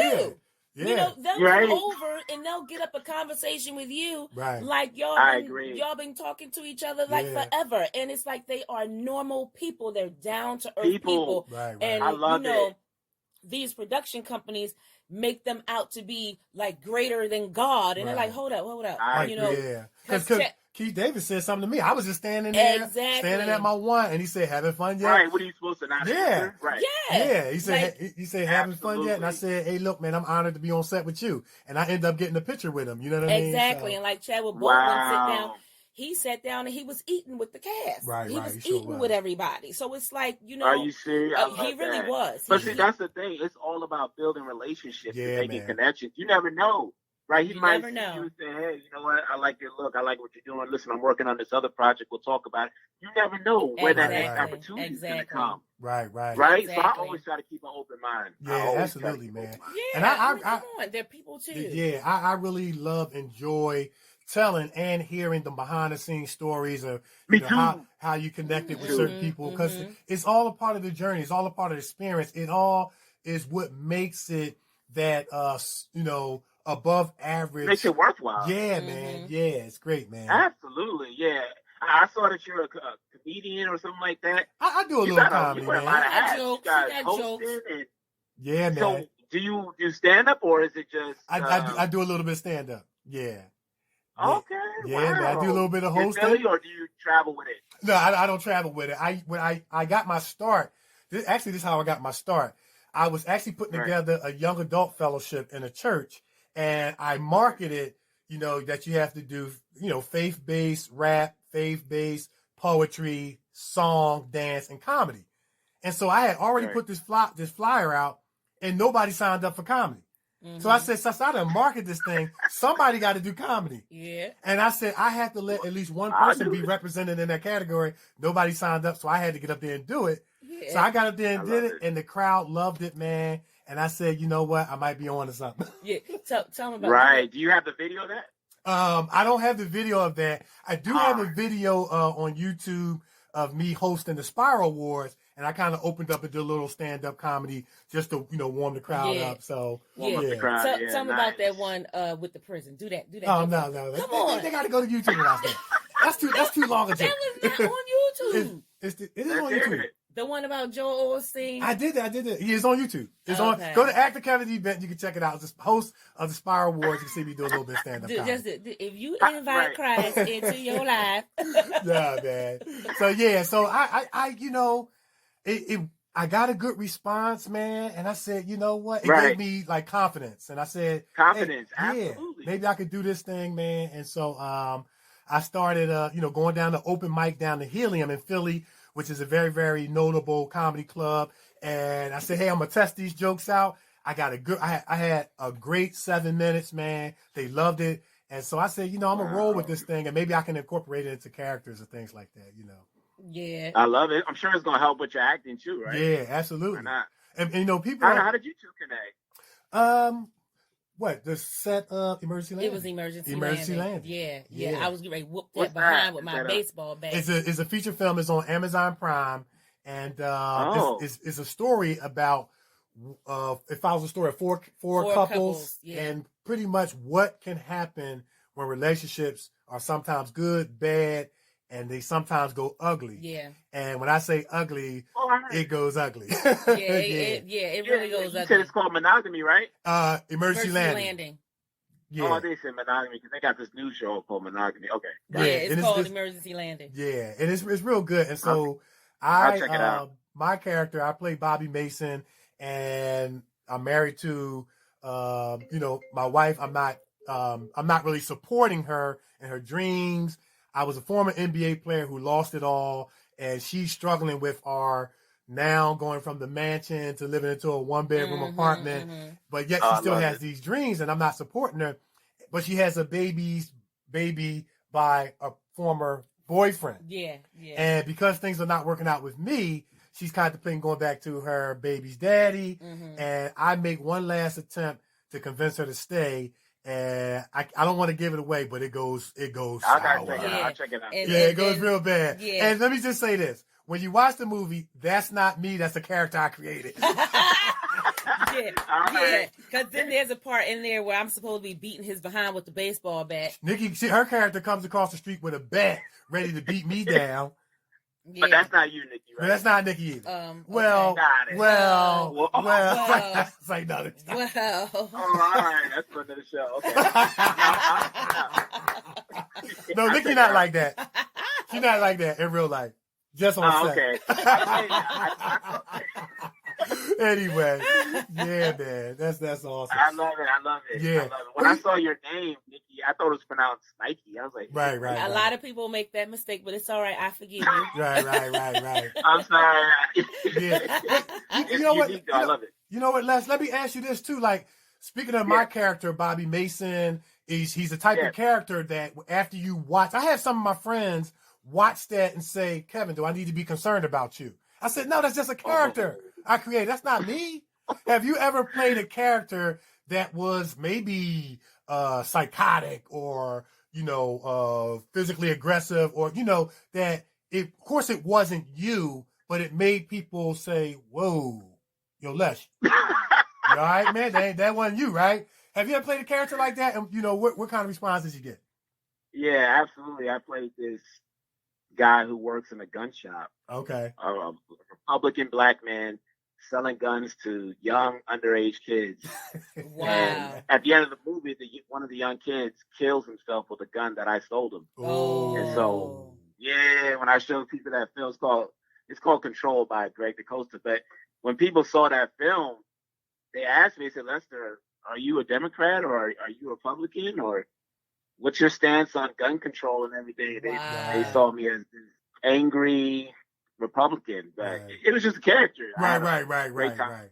But again, sometimes these characters can paint ugly pictures. Oh, yeah. But you know what? If you can also take it as a compliment turned inside out because that means you did such a great, convincing, believable job that it made people become so removed from non-reality to reality so much so that I got to ask Les this question just to be on the safe side. Yeah. You know what I'm saying? Yeah. Right. Yeah. Let me ask you guys a question, right? I was watching this interview on the Breakfast Club. I'm sure you guys know who they are. Right. And they just had a guy named Maurice Bernard on it. He plays Sonny Corinthos on General Hospital. I'm sure you guys know who he is. Now, you guys don't watch General Hospital. But anyway, he's been on this show for about 27 years. We watch General Hospital. Yeah. Oh, okay. So you know Sonny Corinthos. Yeah, absolutely. Okay. So they asked him, they said, so do you get approached on the street about your character and what do people say? And he said a lot of people think that he's this mobster. This angry, mad guy. But he said he's nothing like that character. But when you play a character for so long and you're so convincing at it, people just buy into it. They think that's who you are. Right. I just thought that was interesting. Yeah, absolutely, man. And I'm going to tell you, we enjoy watching the soap operas because if you want to get some good acting that's on film, but that seems to be more tailored to theater to a great degree, you can learn a lot about, timing, dramatic pauses, and a whole lot of other stuff. So I like to watch it to learn and for the entertainment value. But to your point, a friend of ours, Hawthorne James, who played Big Red Davis from the Five Heartbeats. We had him on the show and we talked about that. Nice. He's nothing like Big Red. That was a character created and that was years and years of training, including in London, that allowed him to create that character. But he'll forever be known as Big Red Davis. And he was kind of projected to be, hey, man, is that really you in real life, man? Your character made me upset, blah, blah, blah, blah, blah. But it's just acting, but it speaks to not only the creativity to create a character, but to be believable, right? Right. Yeah. Absolutely. You're working with them on a new film called Traffic Lane by Jermaine Smith. Okay. And he's actually one of the lead actors. I'm one of the lead actors too. So it's funny you mentioned him. I'm going to be working with him. That's amazing. Yeah, he's man, phenomenal. listen, when you talk to him, tell him that Kevin and Nikee from the Kevin and Nikee show said hello. Yeah. And much love and respect to the legend, man. That was somebody he was very inspirational to us. Yes. Watching him on TV, then getting the chance to work with him. We filmed a movie called Keys up in New York City. Please tell him we said hello. Yeah. Hello. Okay. Yeah. Wow. Yeah, I had no idea. Yeah. Yeah. Now We gotta get to the rap now. we got what? Oh, what was you gonna say? Go say what you gonna say. No, well, let's do the No, rap. no. Go say. Make Okay. it All right. So you have your own production company, and I know that, you know, by you having your own production company, I know you have a lot to do with the casting and different things like that. For your projects, what type of actor do you look for? And not only that, but let's say you have an actor who somewhat has it together, but you really want to like work with that person. Like what type of coaching do you do for your actors? Well, first, let me just say I'm a big energy guy. Mm-hmm. So I'm all about people who bring a certain energy to the table. If I like your energy, I think you have a great personality and you have some talent, then I'm all about collaborating with you. Because sometimes you'll meet people who are really talented, but they have a bad attitude. Right. Oh, yeah, I like yeah. So those are the people that I try to avoid. Even though they're talented, you don't want to be on set with people like that, right? Because sometimes you're on set for long hours. Yeah. Who wants to deal with somebody who's acting like a diva? Right. Or Right. somebody who thinks she's entitled. So I look at the personality. I look at that initial connection. Sometimes you just click with certain people and you can feel it. Right. So I go off of that. That's usually my meter. Yeah. I got you. Okay. That's powerful, man. Yeah. That's and you know what? And I'm so happy that you're saying that and reiterating that, because, you know, when directors think the same way, you know, as you are a director, writer, producer, that speaks to a lot of directors across the board. They don't want to be on set with problematic people and people that are going to have negative energy, because to be in close proximity with somebody for 12, sometimes 16 hours, that could make that feel like 24 all day. You know what I'm saying? Yeah, so, absolutely. I hear absolutely. You, man. But you know what? I want to talk a little bit about distribution, man. I like the fact that you're not waiting around. You get cast. You've been in some awesome projects. You've been in Gotham, 50 Central, so forth and so on, Wu-Tang American Saga. But you're not waiting around to get cast. You're creating your own content and things like that. And you're going out and getting it. Now, from a distribution standpoint, I hear some of the actors say the politically correct thing. Well, you definitely have to be in this thing for the passion, but create your own content. They kind of make it sound like they're really not concerned about how far it goes. I don't particularly believe that. I believe that we create content. We want to share it with the world. We want to put it on the highest platform, because this is our baby that we've given birth to, that the actors brought to life. So you want the whole world to see it. So I want you to just talk about that for a minute, because I know you got movies on your website, and we're going to allow you to put that out there at the end where people can purchase your movies off your website. Talk about that desire, man, to maybe you want the people in Russia to see your stuff. You want the people in Africa to see your stuff. And I don't think there's nothing wrong with that. Like, actors make it seem like it's something wrong with, where you should just be in for the passion. Yeah, you have to be in for the passion, but you want people to see your work. Talk about that from your perspective. Absolutely. Now, totally. I think it's so important to do something with purpose. And what I mean by that is sometimes people will just do something and just sort of throw it online and call it a day. That's fine if that's what you want to do. But for me, it's all about growing and evolving. So I want to first start by putting it out there. Okay, great. Maybe my next project, I'll try to get it on Amazon or something like that. And then sort of build off of that. And so that's what I did in the beginning. And then I realized that, okay, my content is getting better. My audience is growing. Let me try to take it to the next level. And so now let me get a distribution deal with Anchorman Distribution.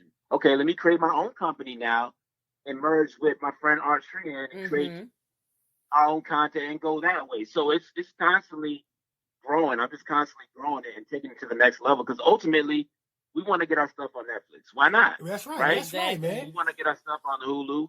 I've seen stuff on there that's pretty good, and I know that for a fact my stuff can compete with that. I'm sure your stuff can compete with that as well. Absolutely. So if they can do it, why can't we do it? Exactly. That's how I look at it. That's it, man. I think that deserves the bell, because he clarified some stuff. end on that. Wait. We can't end without the rap. We got to talk. Well, look, you know what? Actually, oh man, I definitely want to get in one thing before we talk about the rap. You wrote a book. You're a writer, you're an author. The name of your book. We definitely want to put that out there. Act like you love yourself. Touch on that real quick, man. I mean, you don't have to rush, but I definitely want to put that out because that seems like that's one of them self-esteem building books. And looking at the title, and I want you to talk about that, a little bit. Yeah, absolutely. Well, I just wanted to share my story with the world. I feel like if people can learn from me, then maybe they won't make some of the mistakes that I made with my acting career or just in life. Mm-hmm. So it's just a matter of creating a blueprint for others to follow. So I created that book, Act Like You Love Yourself, and it deals with acting and just real life. It's a really good book. If anybody wants to get it, they can just email me directly. Okay. LesterDavidGreene@gmail.com, and I can send them a copy. Okay. And you are the proud recipient of the Sandra Score Award for your writing endeavors. Oh, yeah, that's powerful. Oh, you guys okay? Oh, we do our research. We do our research, man. In a good way, not in a stalker way. You know what I'm saying? Nah, I know what you mean. I appreciate that. But again, it's all about those awards. Awards. Like I saw Nikee accept her award, the Sisters Award, and I saw her get that speech, and it was beautiful. Oh, thank you. You know what I mean? It's all about, absolutely. It's all about getting those awards because it just builds character and it makes you stronger. Yes, so kudos to you, and you too. Kudos to both of you. I love what you guys are doing. Oh, thank you, man. We definitely appreciate it, man. We definitely appreciate it. Absolutely. Yeah. See, I can't battle him at we can't battle now. We can't battle him. He's just too kind. You know what I'm saying? Too kind. I can't do it. But next time I'm going to have to give it to you. Next time you have your show, Nikee going to battle you. And next time I'm going to have to give it to you. But right now I can't do it. I can't do it. Yeah, totally, absolutely. But you kind of touched on your rap and kind of how you did that before you kind of lost the feeling, kind of got to acting. Passion. But just talk a little bit about your music. What kind of music, what kind of rap music you do? Who were some of your influencers and things? Because I know it's still in you. You know what I mean? Yeah. I'm gonna bring it out of you. I'm gonna bring it out because we're gonna battle. I love it. Well, no, with music, my brother did it before I did, and it was just something that I saw him do, and he sort of inspired me to do that. Okay. And so I did it, and I enjoyed doing it. I have a few albums out there. I did a duet album with my friend, with Tory Fix, and he actually DJ'd through the late great Prince. Wow. So I'm very proud of that album. Yeah, I'm very proud of that album. It's called Cocktails on iTunes. And again, it's all about making a legacy, right? All these things that we are all doing is a part of our legacy. So let's just keep building it. That's right. And listen, as we said before, all the music that is featured on the show today is that of Lester Greene. That's right. He get the belt. Wow, really? That's right. Your music is featured from start to finish. And so, what?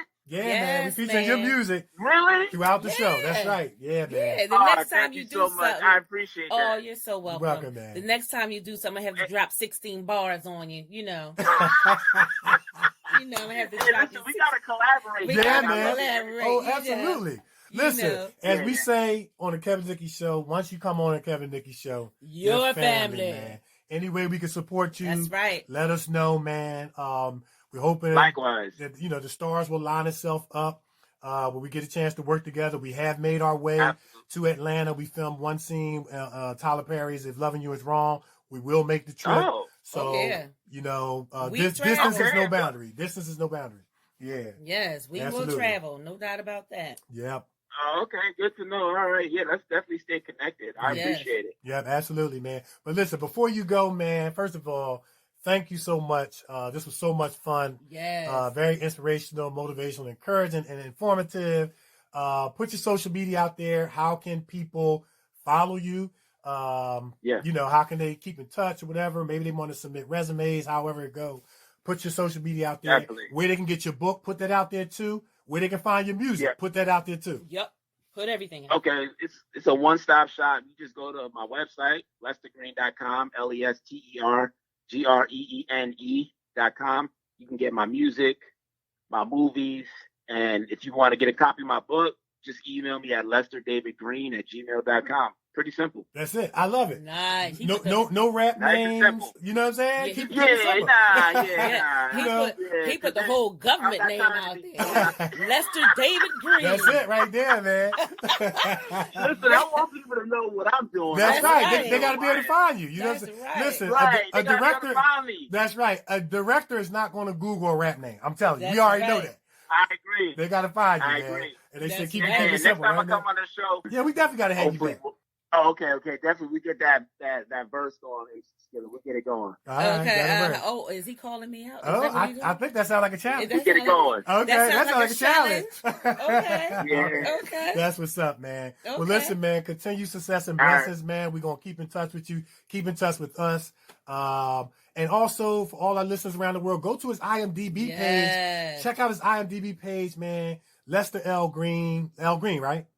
David. Yeah, Lester David Green. Lester David Yeah. Greene. Yes. You got to check out his IMDb page. It is phenomenal. 109 credits, 10 years of acting. He's on the All Grounders Hall of Fame. Yes, he got is. He got to. Yes, That's he it. is. Yes, he is. That's Yes, it. he is. Thank you so much. Yeah. All right, You guys man. are You're awesome. so very welcome. Thank Yeah. you. All right, take All care, right, man. guys. Take care. Stay safe. Yeah. All right, bye. Man, wasn't he awesome? Awesome. That was awesome. That was fun. awesome. That was a lot of fun. Yeah, it was a lot of fun. Yes, that was a lot of fun. And he Yeah. called me out. I was going to drop 16 bars on him. He keep Why it up. you wait till he hang up though? You know what I'm saying? Oh, it's going to Oh, no, happen. I'm calling him back. Call him Okay, back. here we go. Call him back. Sorry, no, I ain't calling him back. That was fun though, man. But I mean, actually, we actually got interviewed as well. You know what I'm saying? So that was cool. How That was he asking us questions that was a before twist, wasn't ask it? you questions. But that was That great. is That was funny. fine. That was great. I loved it. I enjoyed that. Yeah. It was Yeah. refreshing.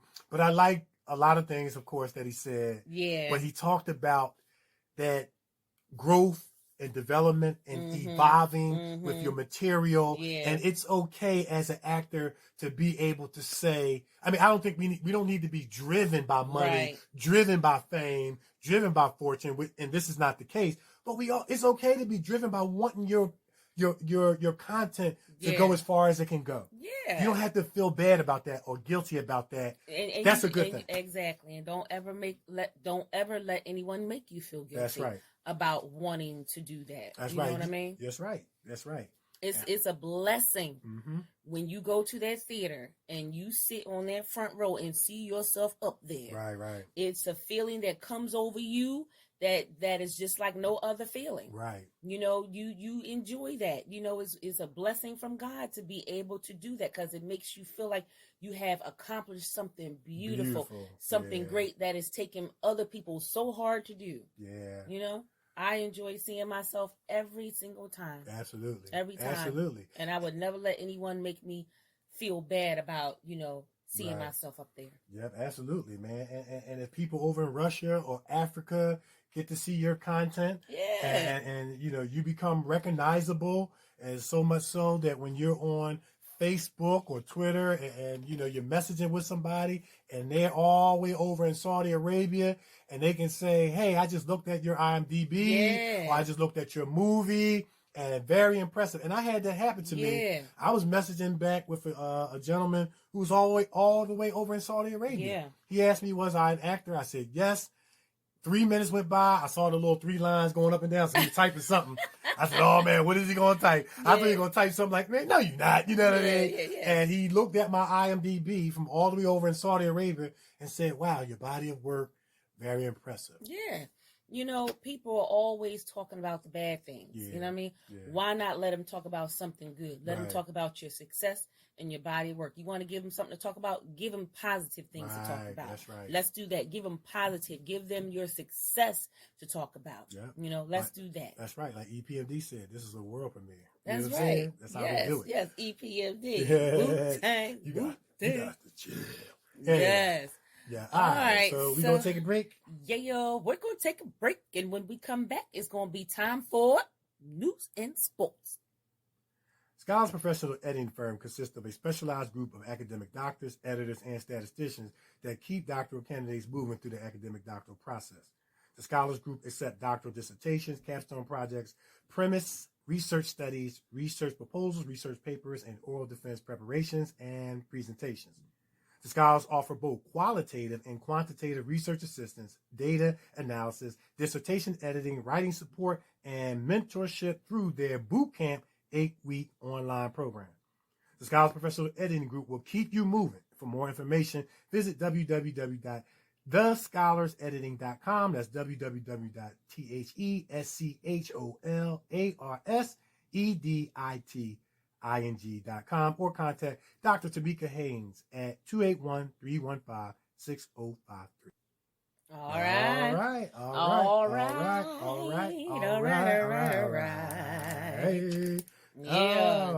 All right.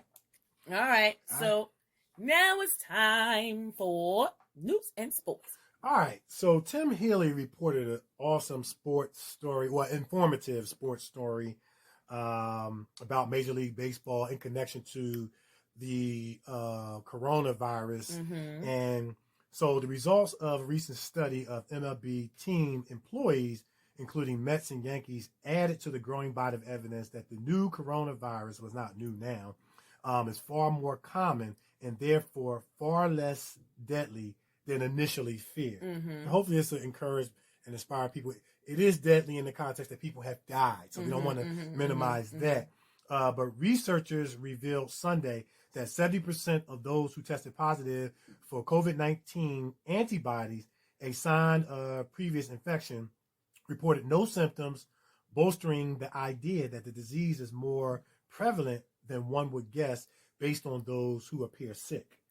He said it's sometimes a very deadly disease, but it's almost often asymptomatic or mild, especially in this kind of relatively healthy population. And Dr. J said, a Stanford professor who ran the study, he said on a conference call with reporters, he said, what we learned from the study is that nationwide, the range of clinical presentations include a substantial amount of people who are infected with the disease but have very few symptoms and don't proceed to viral pneumonia. So Stanford teamed up with some of the sports medicine research and testing laboratories, an anti-doping doping company in Utah, to test 5,603 people who work for MLB clubs, some players, but mostly regular employees who work in business and baseball operations. And the study found that antibodies in just 0.7% of subjects, that's about 40 people, after researchers accounted for false positive and false negative rates. That was lower than Jay had expected, but still 7 times the rate of infection based on confirmed COVID-19 cases. He cautions against extrapolating the antibody rate to the general population because MLB team employees are not representative of the general population. Mm-hmm. They all have jobs, for example, and largely can work from or stay at home. And the subjects were mostly working age adults, 95% under 65 years old, and few reported underlying condition. Mm-hmm. It also means that those who work for MLB teams are generally healthier than others in their community. If this population was social isolation and practicing good PPE, masks, gloves, the protective devices, then it shows that works, said Daniel, SMRTL president. So that means if that works, well, they have to keep doing it. And Nick, we've been talking about this show after show after show. Wear your mask, wear your gloves, practice social distancing, because it's working. It is working. So the researchers noted that this study's origin and results have nothing to do with MLB effort to stage a 2020 season. It was a public health study that happened to use people who work in sports after MLB, approached by researchers, volunteer its workforce. So this is yet confirmation of a few things: wearing your protective devices and barriers and practicing social distancing. It is working, but that there appears to be a lot of people who may be affected but are not showing symptoms. Right, so that makes it even more important to wear your protective devices and barriers so that you don't, so you save your life and you save someone else. And that's why you hear the hashtag all this together. Stay your behind at home. That's right. As much as possible. Now, I know they got the parks open, the wildlife's open. yeah, go out there, take your walks and stuff like that. Wear your protective devices, practice social distancing, and we as a community, as a society, as the world, we can beat this. That's right. We can put this thing to rest, man. Amen. Move on. The quicker we do this, the quicker we can get back to normalcy. Amen. Or as normal as it's going to be, because this is the new normal. Amen. That's all I got in sports. All right. Well, in news, like Kev said, I'm going to piggyback off, and that's why I love, because we didn't even know what we was going to share, right? Because in news, it's going to be Memorial Day. Memorial Day is coming up, and they're about to open up some of these beaches. A lot of them are open up. Cape May, all these beaches are opening, right? And they're saying that you don't have to wear your mask, but practice social distancing. I'm gonna encourage you guys as you go out beaching it and having fun, enjoying the outdoors and Memorial Day, which is a huge holiday. You got the barbecue going on and everything. Wear your mask. That's right. Wear your mask. Continue to mask up so that we can stop the spread of this disease. Because as Kev said, we don't know who has it. Right. There are some people walking around and they don't even know that they have it. Right. And so we don't want this huge holiday to come and later we find it was another surge. Right. More people have gone to the hospital. More people have been reported sick. We don't want that. Right. So while you're having fun, please, ma'am, please, sir, mask up. Right. And mask up. And just to add to that, if you follow the reports that, they're giving us from the government and look at research studies, the behavior of the virus is that it comes out big.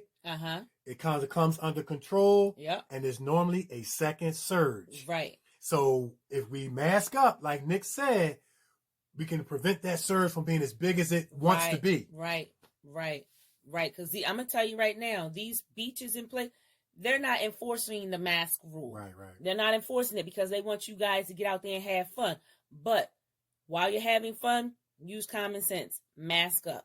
Because you don't know who has it. You're going into these restaurants and different things like that. Mm-hmm. They're all in your faces, taking your orders, stuff like that. Mask up. Right. Mask up. You know what they are enforcing? If they said if they see anybody out there sunbathing, you will be arrested. Oh, that's the only thing they're going to enforce that part. So, yeah.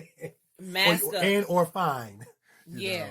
So you can go to the beach, but you can't lay on the beach. You can't be laying out and be all stationed. They said you can walk. You got to be kind of walking up and down the beach. Yeah, they want you to practice social distancing, but put your mask on. Put your mask on. Let's make this a safe holiday. Right. Put your mask on.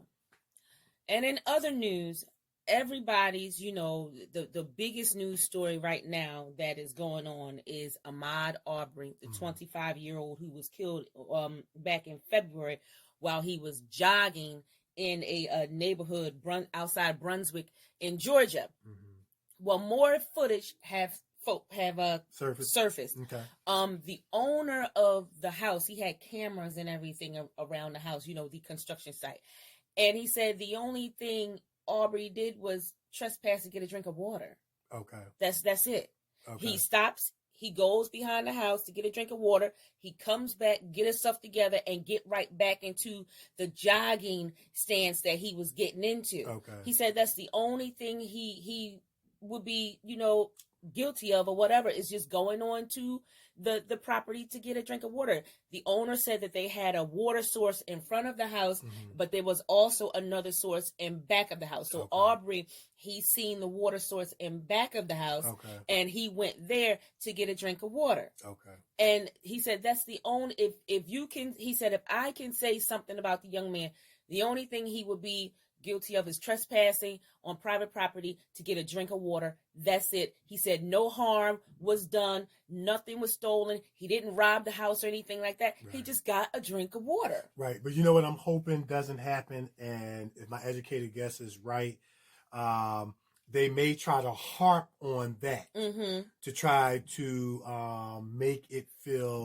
his death feel a little bit more justifiable. Because I was watching this commentator on CNN, this African-American guy, can't remember his name, and he said that every time these African-American males get killed, they tend to, of course, there's investigation, but they also tend to dig into their history and, and if they find things like smoking weed, he used to carry guns, had any previous charges, they harp on that in the media to make these young men feel more deserving to be killed because then you get deemed as a thug. This is what the commentator is saying. And so I know that when they dug into his past, they found out he had a master's degree. Yeah. You know, he was a very intelligent, upstanding young man. You know, nothing else has come out negative other than like what you said. Apparently he jogs that way all of the time. Yeah. Yeah. He jogs over there. I mean, his father said, "Listen, all I want is justice for my son." Right. Okay, so when you can't find any negative thing to dig up on a young man, what else you want to do? Right. And that's what I was saying. If they can't find anything negative other than he was an intelligent guy with a master's degree that was working every day, upstanding citizen, they're going to harp on, well, he should have never been trespassing, but they're going to harp on that and try to turn that into a negative to make the death feel more justifiable. Is it's kind of what's been the cycle in the past. But I'll share a true story, man. That I was on Facebook and I read a African-American cop posted this on Facebook. The post said that it was reported to the police that a suspicious African-American male dressed in a police suit, posing as a cop, was trespassing in yards, Make a long story short, the cop who posted this, he was investigating the shooting and was in the yard to get the bullet shells or count the bullet shells or whatever. He was part of the investigation.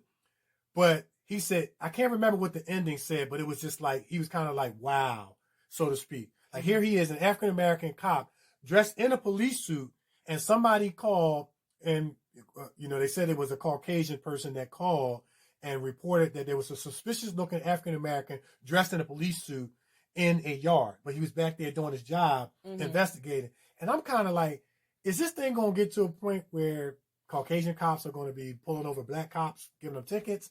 You know what I'm saying? Like, license and registration, please. Okay, Mr. Officer, what I do? What district you work for? What district you work for?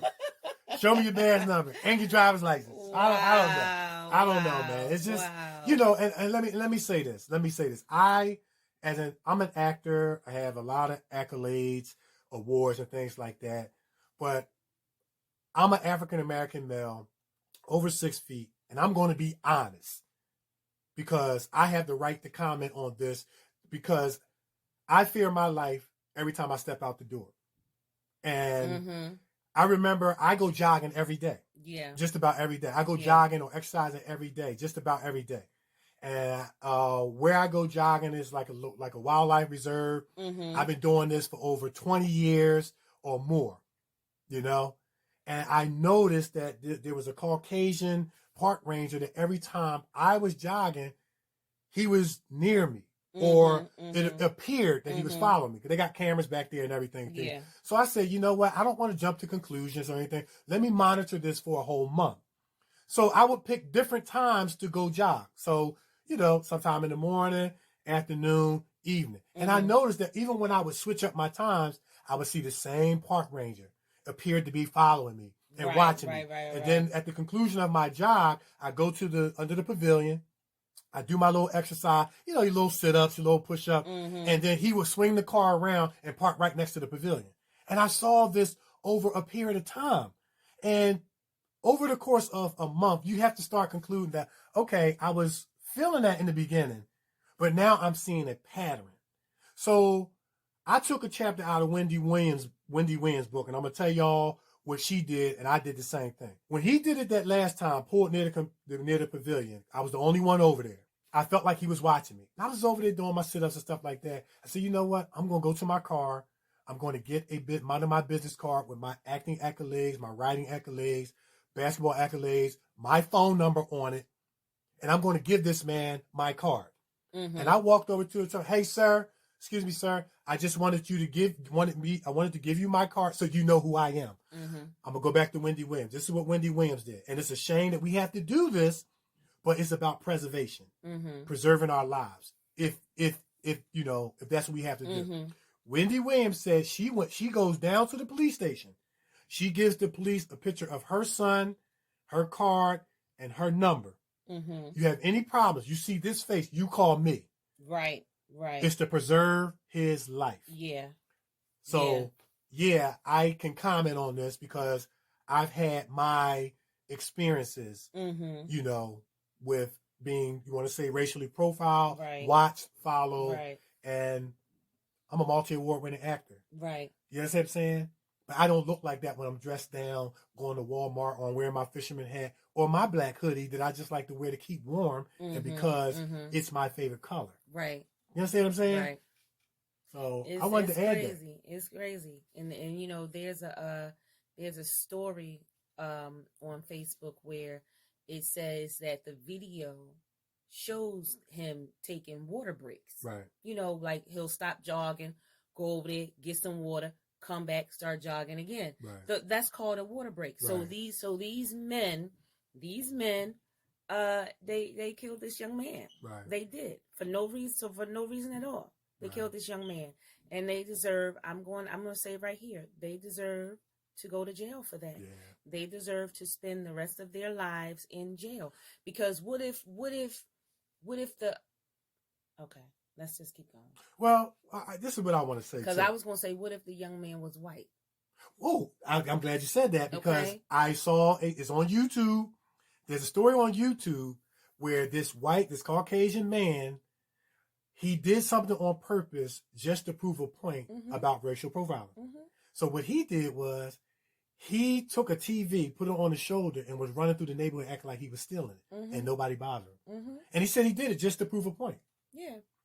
But had that been an African American, you know, I'm sure the outcome would have been different. There would have been phone calls made, and you know things like that. Like, you know, they have all these people, you know, they want justice for the two men who shot this young boy. Yeah. But what if he was white? Yeah. What if the boy was white?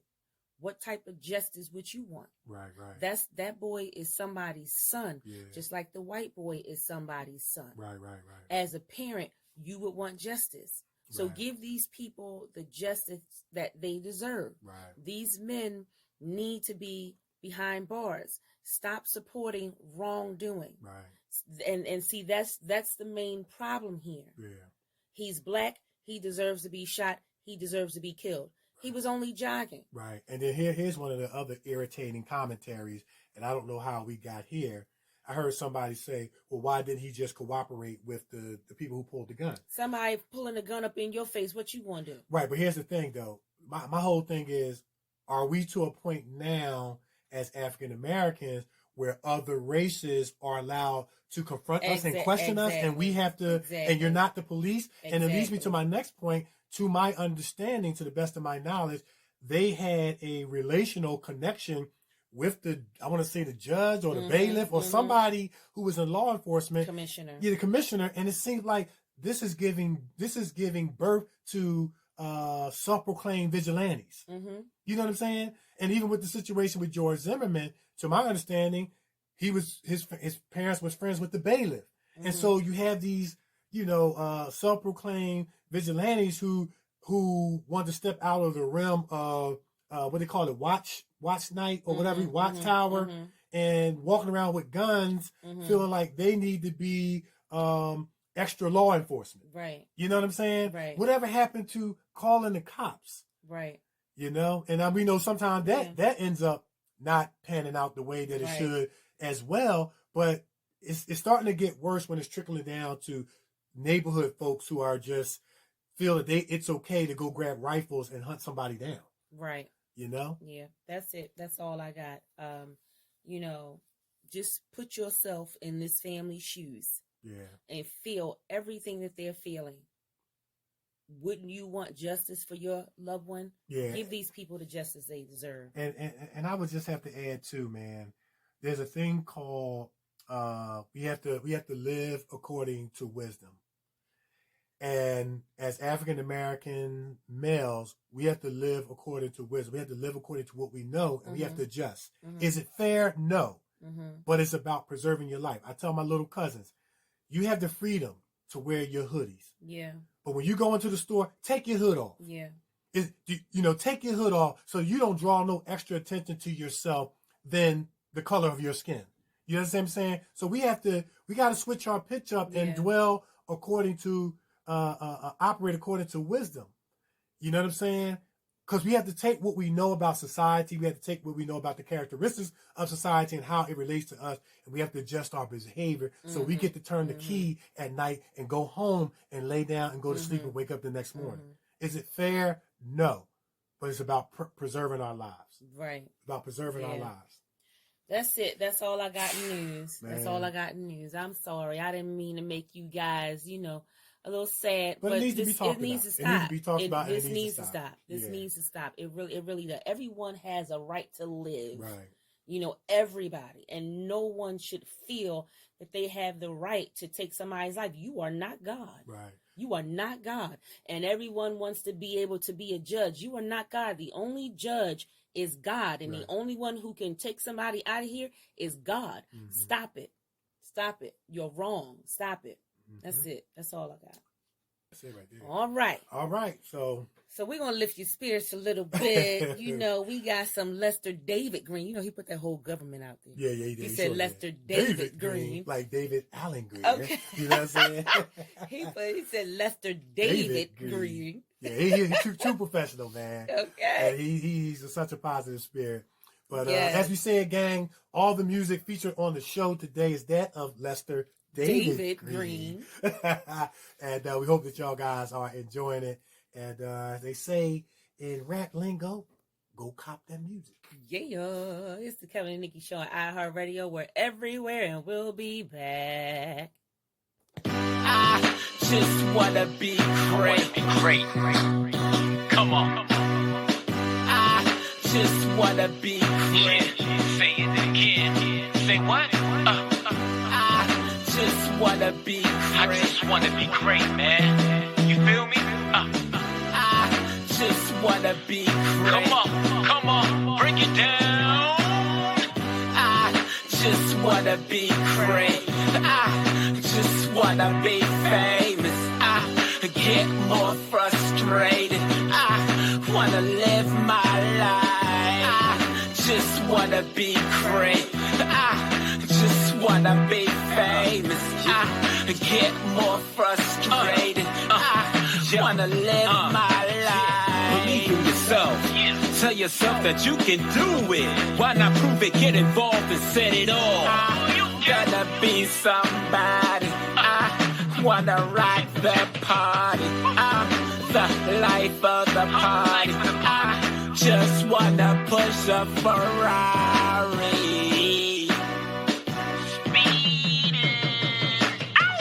I just wanna be great.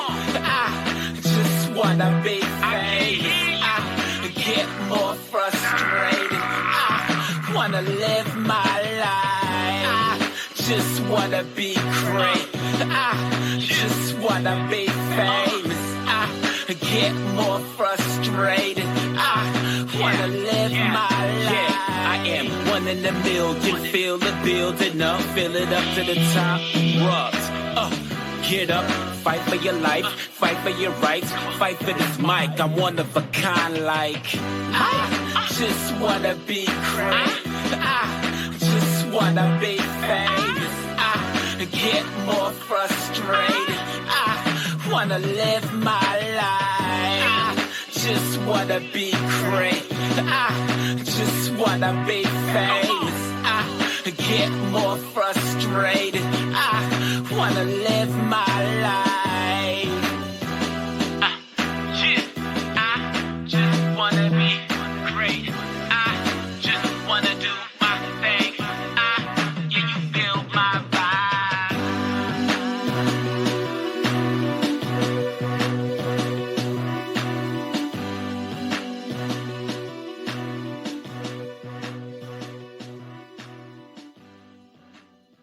Yeah, I'm gonna have to drop some bars on that. He said, I just wanna be great. I like that. I wanna drive a Ferrari. You gotta stretch it out. Yeah, man. You just want to be great. Yes, You just want to be famous. You just want to live his life. But he got a little frustration. Yes. That's it. He said, bring it down, bring it down. That's what's up. That's Lester. Yes, that's what I'm talking about. David Greene. Yeah. Yeah. All right. We hope you're enjoying the music and enjoying the show. And we know you enjoyed the interviews. Hope you did as much as we did. But now it's time for my favorite part of the show. We're going to find out what's bothering Nikee. What's bothering you, Nick? Well, I told you guys last week that my mama came down with the coronavirus, but praise be to God, she is much better. Yeah. So much better to the point, Kev, over the weekend, she said, can you bring me some crabs? Yeah, she's doing well. She's doing better. She's been healed. Listen, she eating crabs, she good. Yeah, she good. You know, so I had to take her some crabs over. Man, she attacked them crabs and said, okay, you got your palate back now, girl. You got your palate back. Here she go. I just want to make sure, it can wet my palate. I said, you ain't slick, woman. I just want to make sure I can still taste. Okay, you ain't slick. You just wanted them crabs. Yeah. So I took her some crabs over to the house. Of course, I didn't stay because, we're still practicing the social distancing and different things like that, still wearing a mask.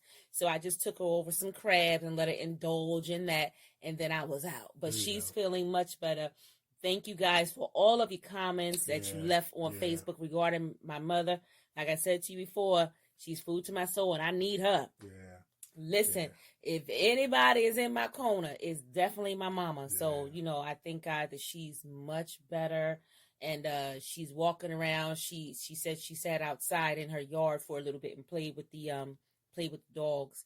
Because I remember when she wasn't so good and I was going to take the dogs. He said, no, please don't take my dogs. Because, animals, people love their animals. And that house is always her and her doggies. And for her to be in the house without them doggies, I didn't want that to make her even sicker. So I left them. Yeah. But I secured them so that the doggies couldn't be around her. Right. But she knew that they were there. Right. And I remember telling you, too, that, part of getting better, healing is having your spirits lifted. And animals, they will lift your spirits. Yeah, they will definitely lift your spirits because they're our animals, especially our pet friends, our dogs. They're always appreciative of us. You know what I mean? Yeah. They never cease to wag their tail. You could go outside, come right back. They'll be wagging their tail. Exactly. You know what I mean? Exactly. And it lifts your spirits. And in a lot of cases, our pet friends, our dogs and stuff like that are like children. You know what I mean? To a lot of people. And so that was good. That was a good look. Yeah, so she's much better. Much better. And like I said, thank you guys for all of your prayers and your comments on my mama, and she is much better. So I thank you for that. A lot of people left a lot of comments and kind gestures, positive vibes, energy and prayers and thoughts they were sending, your way and your mom's way. And that's always encouraging. And that's what community is all about. Being there for one another and, stepping outside ourselves and thinking about someone else. And, and with that said, our hearts, thoughts, and prayers and positive vibes and energies, continue to go out to everybody who's been affected by this in any kind of way, shape, or form, and especially those who have lost loved ones along the way, man. And it's been a crazy start to 2020, but like I said, we're gonna get through this. Yeah, because it means a lot to me to look out in the audience and see her there. Right. That means a lot to me. Yeah. So I want to keep her around by the grace of God for as long as I can, because we got plans. Right, that's right. We got plans, and them plans will be brought to life. Right. I remember she was sitting on the front row at the Spiral Award. Yes, she was. Yeah, she was so proud. Showing all her pearls, pearly whites and stuff. Yeah. She was the loudest one there, too. My goodness. So, and that makes me feel good. Right. She's one of my biggest fans, and I can't, I can't do this without her. Yeah. So I thank God for you guys, like I said, for your thoughts and your prayers. But she's better. Yeah. She's better. But we still gonna mask up so that we don't want this again. Right. So we're gonna keep our mask on. Like I said, I didn't spend a lot of time in her home. I brought the seafood over and I put up my fist from the air and I was out the door. Yeah. You can't even dap nobody now. Right, I couldn't even dap her. Because, this no contact, contactless thing going on. So, that was that. He said, I love yous, and I was out. Mm-hmm. That's it. So thank you very much for your thoughts and your prayers. Appreciate it. Appreciate you. Thank you so much. That's it. That's it. That's it. All right. That's it. All right. So we're going to take a break. Yeah, we're going to take another break. And when we come back, it's going to be time for my favorite part of the show, Kevin's Corner. You guys are really loving Kevin's Corner, man. I see them posts. Y'all be lighting Facebook up. That's what I'm talking about. We're going to get through this together. Yeah. We're going to get through this together. And Kevin's Corner is the definite help. Have you operating on a high vibration. Choo-choo. That's what we also will be doing. All right. Kevin's Corner when we come back. It's Kevin Nikee Show on iHeartRadio. We're everywhere, and we'll be back. Hey, yo, shorty. Hold up. Where you get them jeans from? Wow. Yeah. Nice. Thanks. I gotta go. How much you pay for them? Look. A word? Alright, you looking good, baby. Thanks. I gotta go. Alright. My jeans, it seems to be a myth. And ever since everywhere that I go, and every time I go to the store, they're looking up at me from the floor. Paparazzi follow me, follow my lead, my blue jeans. As you can see, I'm so fresh, more or less, nevertheless. I sleep with my pair of jeans, they fall asleep on my sleeve. Even in my own dreams, I own a blue pair of jeans. Hit the mall after I wake up, take a look, yeah, I'm famous. Walk tall when I hit the mall. Everybody shouting, oh, you could just be like me. It's like you need a pair of jeans. Stop it, watch it, copy me. My colleagues keep calling me. Paparazzi follow too. File a lawsuit against you.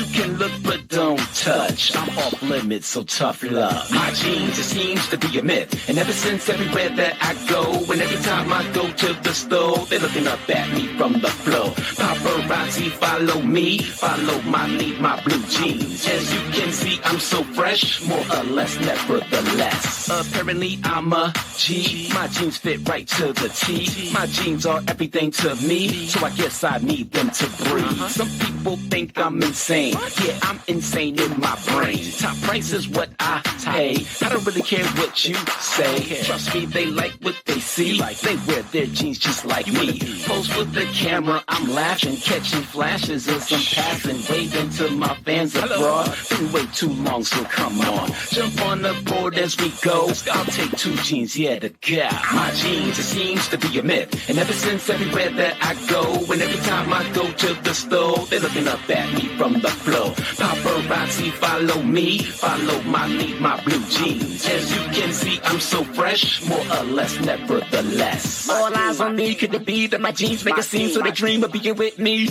All eyes on me, could it be that my jeans make a scene so they dream of being with me? My jeans, it seems to be a myth. And ever since everywhere that I go, and every time I go to the store, they're looking up at me from the floor. Paparazzi follow me, follow my lead, my blue jeans. As you can see, I'm so fresh, more or less, nevertheless. My jeans cost more than you know, more than you could ever know. If looks could kill, I'd be rich. Take a vacay to Egypt. So many options to choose. Make sure my jeans match my shoes. What else is there to say? Dare I say my jeans are good? My jeans, it seems to be a myth. And ever since everywhere that I go, every time I go to the store, they're looking up at me from the floor. Paparazzi follow me, follow my lead, my blue jeans. As you can see, I'm so fresh, more or less, nevertheless. My jeans, it seems to be a myth. And ever since everywhere that I go, and every time I go to the store, they're looking up at me from the floor. Paparazzi follow me, follow my lead, my blue jeans. As you can see, I'm so fresh, more or less, nevertheless.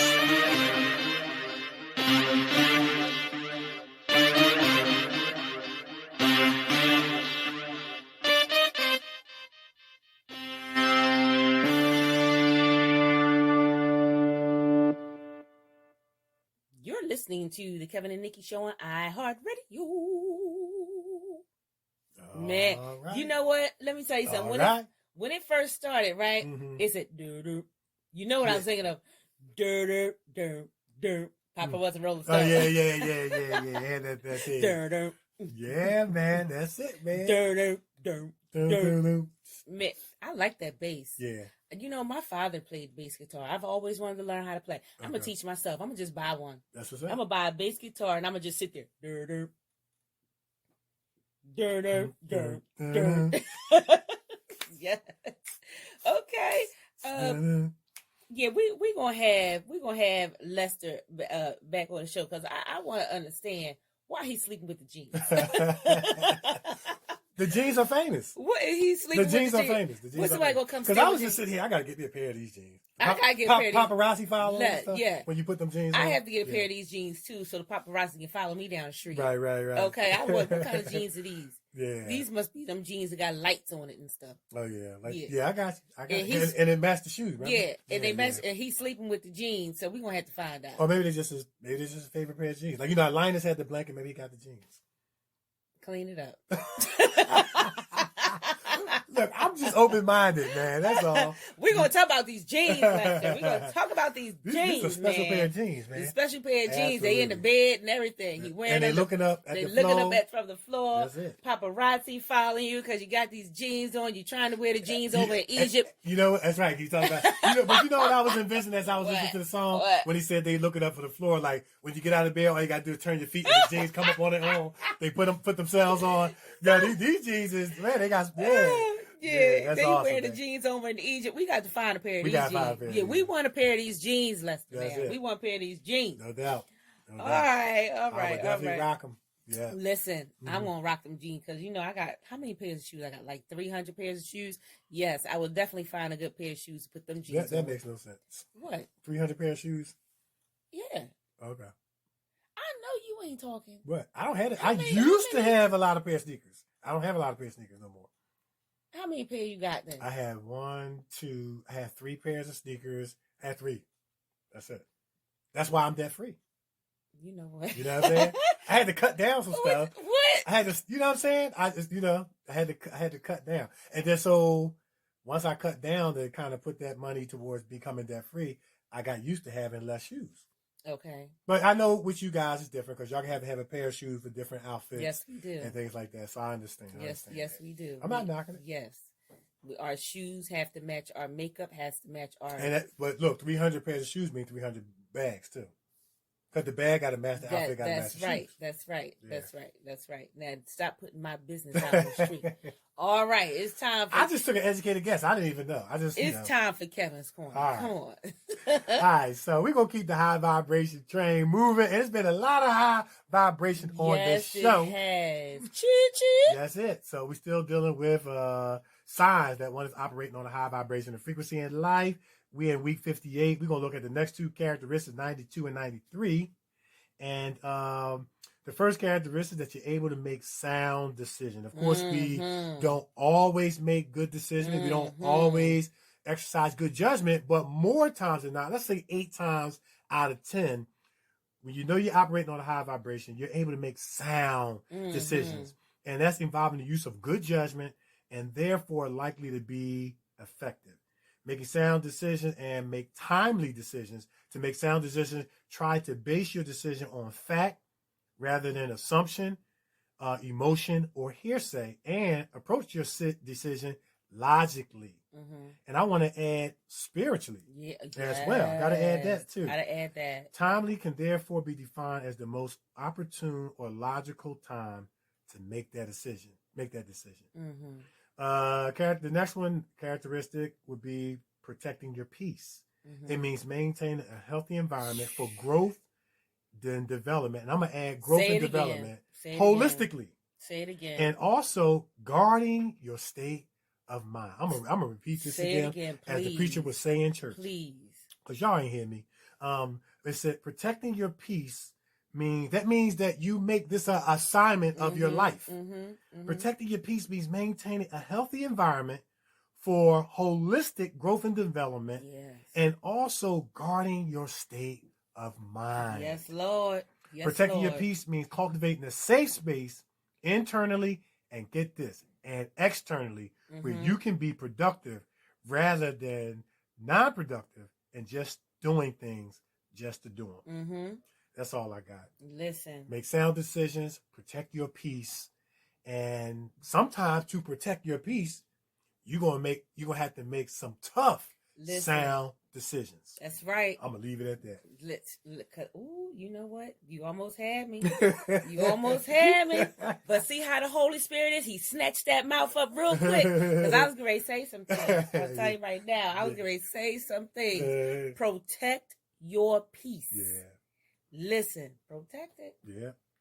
Protect it, as they people. say, it would behoove you to protect your peace. Protect your and if peace. you have to make some tough sound decisions to protect your peace, then you gotta do it. That's right. That's right. What's more important? What is more? Ask yourself. Listen, what is more important? Your peace of mind or that nonsense? Yeah.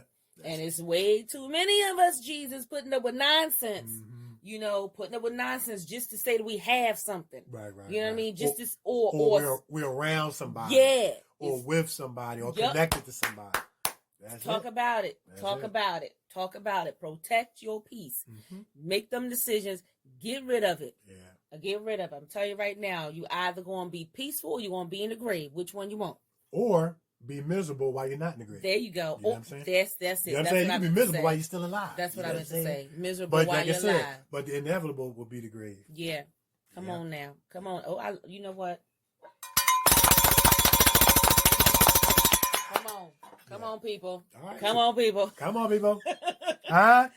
Come on now. Protect your peace. Lord have mercy. Yeah. I'm sorry. Protect it. That's it. That's all I got. That's it. All right. So you know what we's going to do. We're going to put it out there? We're going to put it out there. All right. So listen, gang. As we try to make mention every week, thank you guys so much for tuning in to our show. We love you. We do for you. We can't do what we do without you. You guys are our motivation, inspiration, and encouragement. Because you tune in, man, y'all encourage us to keep on going, continue to keep working hard to bring you great shows, man, and with great content. Yeah. And especially during this tough and challenging time, man, if we can put a smile on your face, make you laugh during these 2 hours or so, man, we feel like we did our job to make the world a better place. So you guys keep tuning in, man. We're going to keep doing what we do on our end. But thank you for inspiring us. So we're going to put it out there. I am actor Kevin D. Benton. You can find me on Twitter at Kevin D. Benton, on Facebook, Kevin D. Benton, on Instagram, actor Kevin D. Benton. And you can find us on YouTube, actor Kevin D. Benton, and actress Nikee Warren. Yeah. You can find me on Facebook, Nikee Warren, on Twitter at Nikee Warren, on the gram. Hello, I'm Nikee. That's spelled HELLOIMNIKEE. You can find our show, the Kevin Nikee Show, on Facebook at Kevin Nikee Show on Twitter and the Kevin Nikee Show on the gram. If you have any questions, comments, concerns regarding our show, hit us up, Kevin Nikee Show at yahoo.com. You have any questions, comments, concerns for our special guest, Lester David Greene and his blue jeans. Hit us up, Kevin Nikee Show at yahoo.com. We'll read it to him, get the answer, read it back, and like we always say, your letter, who knows, your letter can be featured on our show. That's it. That's it. Yeah. All right. I'm gonna put my these jeans, my blue jeans, on my playlist, so when I get a good pair, you know, them apple bottom, right. I'll be walking down the street. Oh my goodness. I'll be walking down the street playing that song. That's right now, honey. Watch out now. My stilettos and my apple bottom jeans, we're going to be getting some attention from paparazzi. And you're going to be walking like a fly guy from I'm Gonna Get You Sucker? Yes.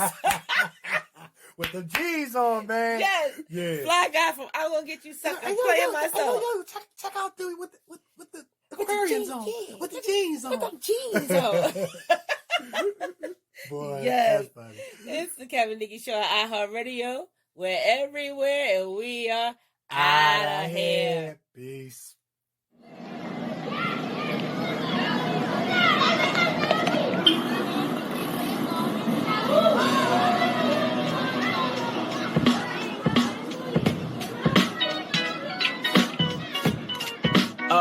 Hey, check it out. Yo, we going back to school. Back to school, say sales. Everybody shop at Models, wholesale. Oh yeah. Gotta be the flyers. I gotta crush in Janaya. Frontin' like I'm ballin'. We know that I'm a liar. Begging mom, mowing the lawn, trying to get dope the best way I know. Hustle, hustle.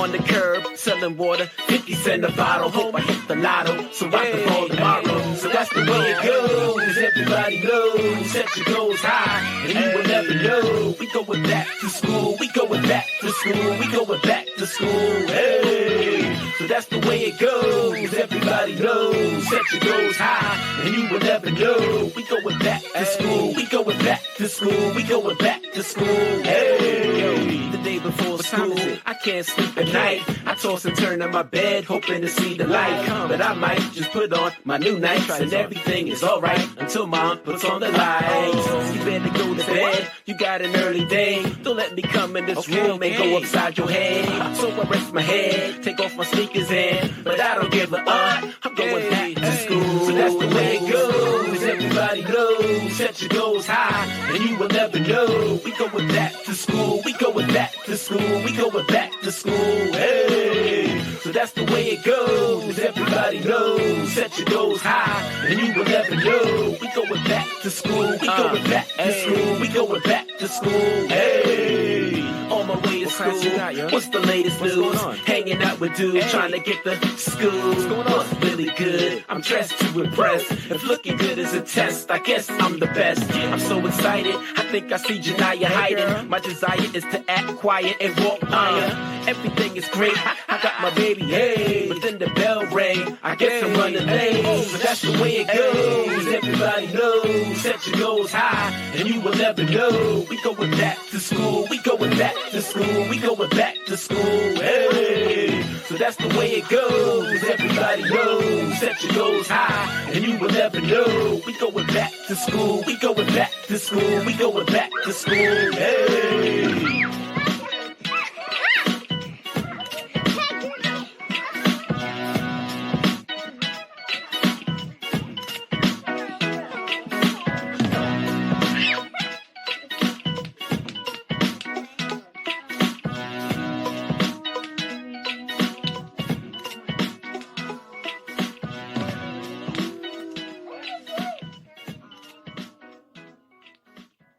You have been listening to the Kevin and Nikee Show on iHeartRadio. We're going back to school. Well, not right now, though. I know they can't wait to get back to school. Homeschool. Yeah. Mm-hmm.